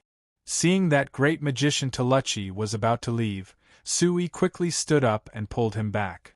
Your Excellency Great Magician, if you have a problem that requires a large amount of gold coins to solve, I think I have the ability to help you. How about you tell me your problem and let me consider how to help you? Sue-Yi said in a sincere voice. It's no use. Great Magician Toluchi gave a sigh. That place is a bottomless pit. I can't keep borrowing money from you, right? Moreover, I'm afraid I can't repay you. That might not be the case. If you join our New Flyers Academy of Magic, as long as you develop some outstanding magic machine technology, the reward won't be small. Sue-Yi said with a faint smile. No matter how much the reward is, can I earn at least 50,000 gold coins a year? Great Magician Toluchi gave a bitter laugh. 50,000 gold coins? Sue-Yi knit his brows and exchanged a look with Great Magician Camilla.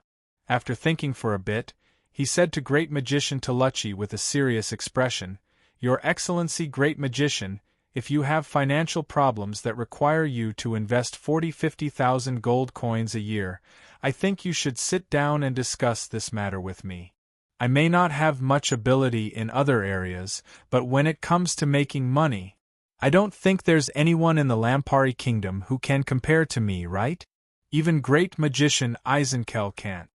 That's right, I've always said that this kid Sue-Yi's magic talent is very outstanding, but compared to his ability to earn money, his magic talent isn't much. Great Magician Camilla said in support. If his ability to earn money and magic talent were switched, I can guarantee that this kid would definitely become a grand magus in the future. Great Magician Toluchi looked at Great Magician Camilla before looking at Sui. After thinking for a bit, he sat back down. Sui, I suddenly thought of something. Your new flyer has been investing in various parts of the kingdom during this time, right? That's right. Sui nodded, feeling a bit surprised. I never thought that you would care about this. There's no other way. I've been thinking about how to earn money during this time. Great Magician Toluchi gave a self-deprecating laugh. Sui, if I invited your new flyer to invest in a place, could you guarantee that you would help the people there earn at least 50,000 gold coins a year? Sui knit his brows. That depends on what place you're talking about. If it's a desert that has nothing, then even if I had the ability, I wouldn't be able to do anything. Great Magician Toluchi said with a bitter smile. That's right, the place I'm talking about is no different from a desert. Karaska Island, have you heard of it? Karaska Island? Sui thought about it. It seems to be an island not far from the western coast of the Black Rice Wasteland. It's said that it's filled with pirates? Filled with pirates. Great Magician Toluchi continued to give a bitter smile. Although I want to praise Sui for being so knowledgeable, actually knowing about Karaska Island, but to say that it's filled with pirates. Alright, this isn't wrong. Who told the living conditions on the island to be so bad? If they don't become pirates, many people can't survive. Sui and Great Magician Camilla looked at Great Magician Toluchi with strange expressions. Why did he suddenly mention Karaska Island? Could it be that he was related to this island famous for its pirates? There's no need to guess, I was born on Karaska Island and grew up there. Sui and Great Magician Camilla were stunned at the same time. No matter what, they never would have thought that Great Magician Toluchi was born on this pirate island. Sui looked at Great Magician Camilla and Great Magician Camilla shook his head. Don't look at me. Although I'm old friends with Toluchi, I've never heard him mention his background. Being born on Karaska Island isn't anything glorious, of course I'm not willing to casually mention it. Great Magician Toluchi gave a sigh. Great Magician Toluchi gave a sigh. If it wasn't for the hope I had for you, Sui, I wouldn't have told you this either. Thank you for your trust. Sui thought about it before asking. Then Your Excellency Great Magician, you want to earn at least 40 to 50,000 gold coins a year. Could it be that you want to change the living conditions of the people of your hometown with your own strength? Great Magician Toluchi looked at Sui in surprise. You actually guessed it? This isn't hard to guess. If it wasn't for this reason, I can't think of any reason that would make a great magician like you feel so troubled. Sui said with a smile. Alright, your guess is right. Karaska Island is my hometown, but the living conditions on the island are too bad. I grew up on the island and learned magic by coincidence. In the end, I even became a great mage. I've always wanted to rely on my own strength to change the lives of the people in my hometown. That's why I've been supporting them all these years. But I can't hold on anymore. No wonder you've always been poorer than me. Great Magician Camilla muttered. I say, Toluchi, since the living conditions on Karaska Island are so bad, why don't you just let them move out? With your status, it shouldn't be a problem to ask the royal parliament for some citizenship, right? No, it's a very big problem. The bitter smile on Great Magician Toluchi's face didn't stop. I've made this request to the royal parliament before, but it was rejected by them. Do you know the reason? Because of the pirates. Great Magician Camilla guessed. Right. The smile on Great Magician Toluchi's face became even more bitter. Although I want to refute the reason given by the royal parliament, there's no other way. Actually, from an objective point of view, it isn't wrong for Karaska Island to be called a pirate island. If I hadn't left the island in the past to learn magic, perhaps I would have become a pirate right now.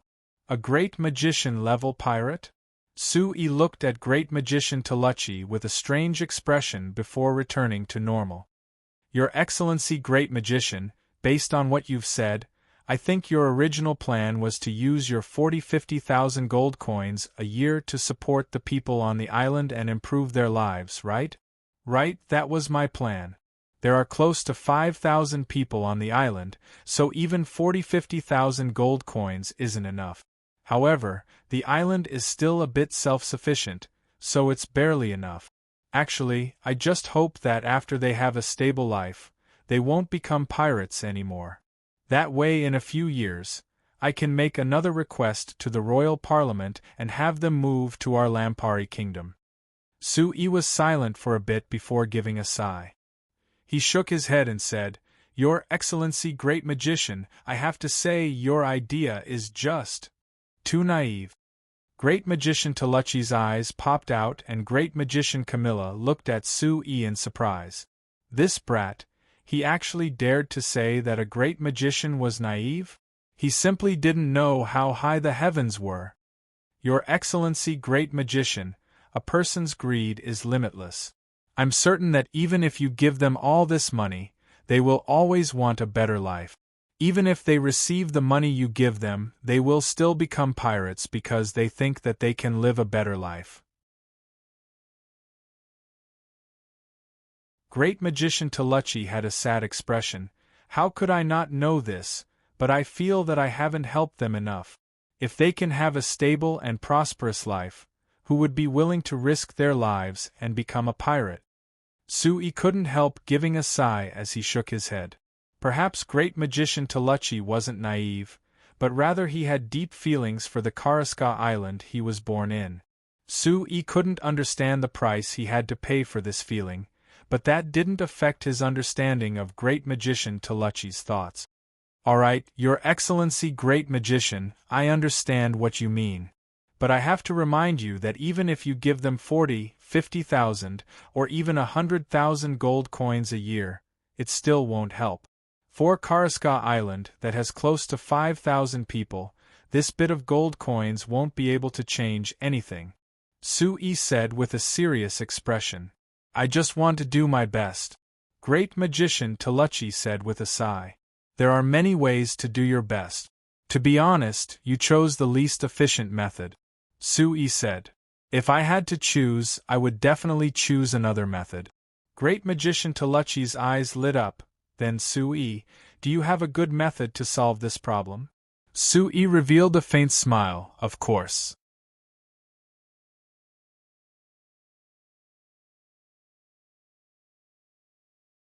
Chapter 439. Great Magician Camilla watched Great Magician Toluchi disappear into the darkness of the yard and gave a soft sigh as he shook his head.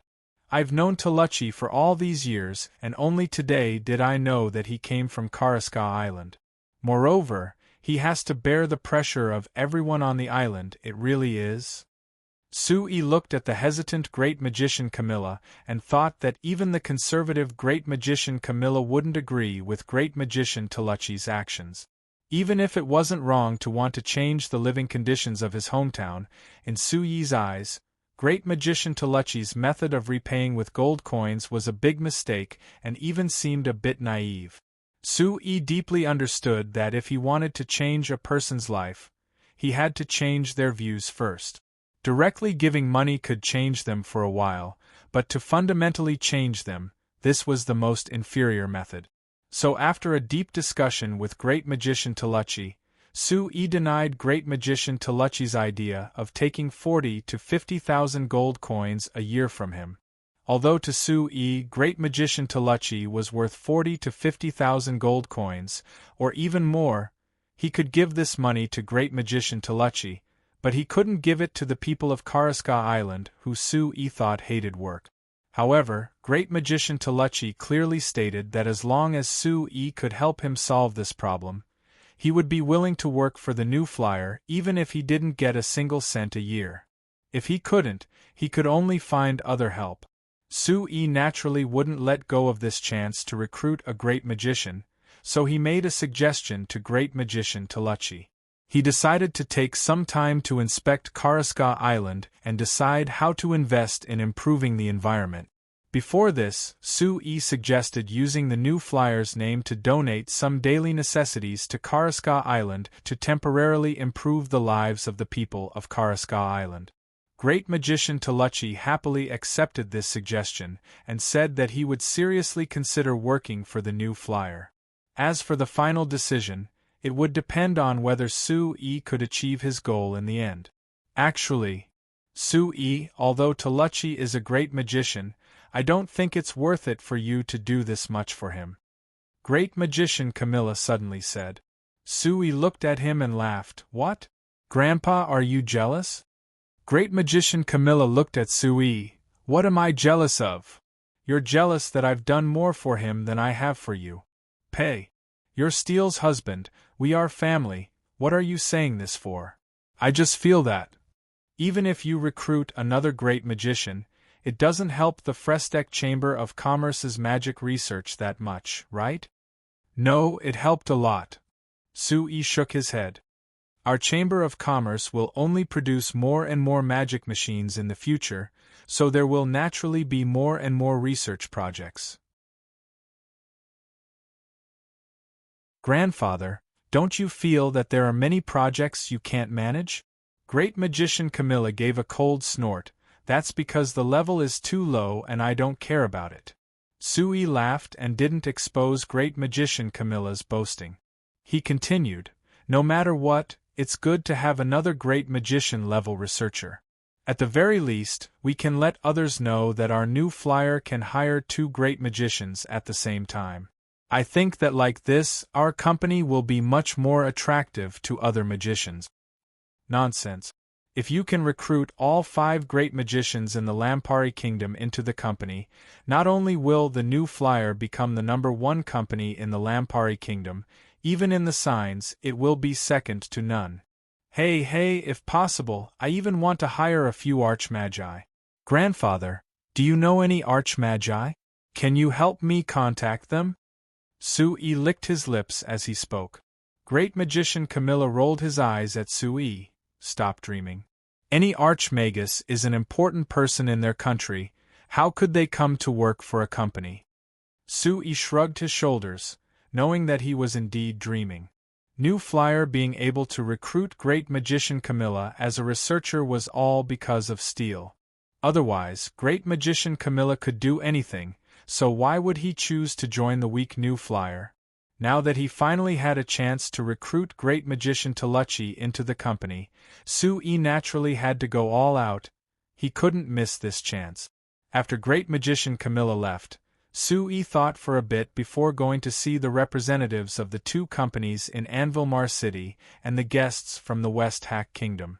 Just as he had expected, the representatives of the 2 companies in Anvilmar City had come to discuss the matter of technology transfer with him. These 2 companies were small companies and weren't strong enough for them to take a single piece of technology. So, the 2 of them wanted to work together to buy the technology from New Flyer, so they came to ask Su-yi if this was possible. Su-yi naturally wouldn't reject them. Anyway, to him, the most important reason for selling the technology was to spread the technology and attract the interest of the large companies in the Lampari Kingdom. This would further promote the development of the magic machine industry in the Lampari Kingdom. As for the secondary reason of making money, it didn't matter to him if the 2 companies worked together or not. It was fine as long as they could pay enough gold coins together. As for how they would divide the benefits and responsibilities after receiving the technology, that wasn't related to Su-yi. As for the guests from the West Hack Kingdom, they didn't have any clear goals. They just represented the West Hack Kingdom's ambassador to the Lampari Kingdom to invite Su-yi to a banquet at the West Hack Kingdom's embassy tomorrow night, where the West Hack Kingdom's ambassador would personally invite him. It was different from when he was in Banta City. Su-yi didn't reject this invitation. After promising that he would be there on time, he politely sent the guests from the embassy out. After seeing these 2 groups of guests, it was already late at night. After Su-yi sent the guests from the West Hack Kingdom's embassy away, he talked to Manager Ram before coming to a small room in the back of the courtyard.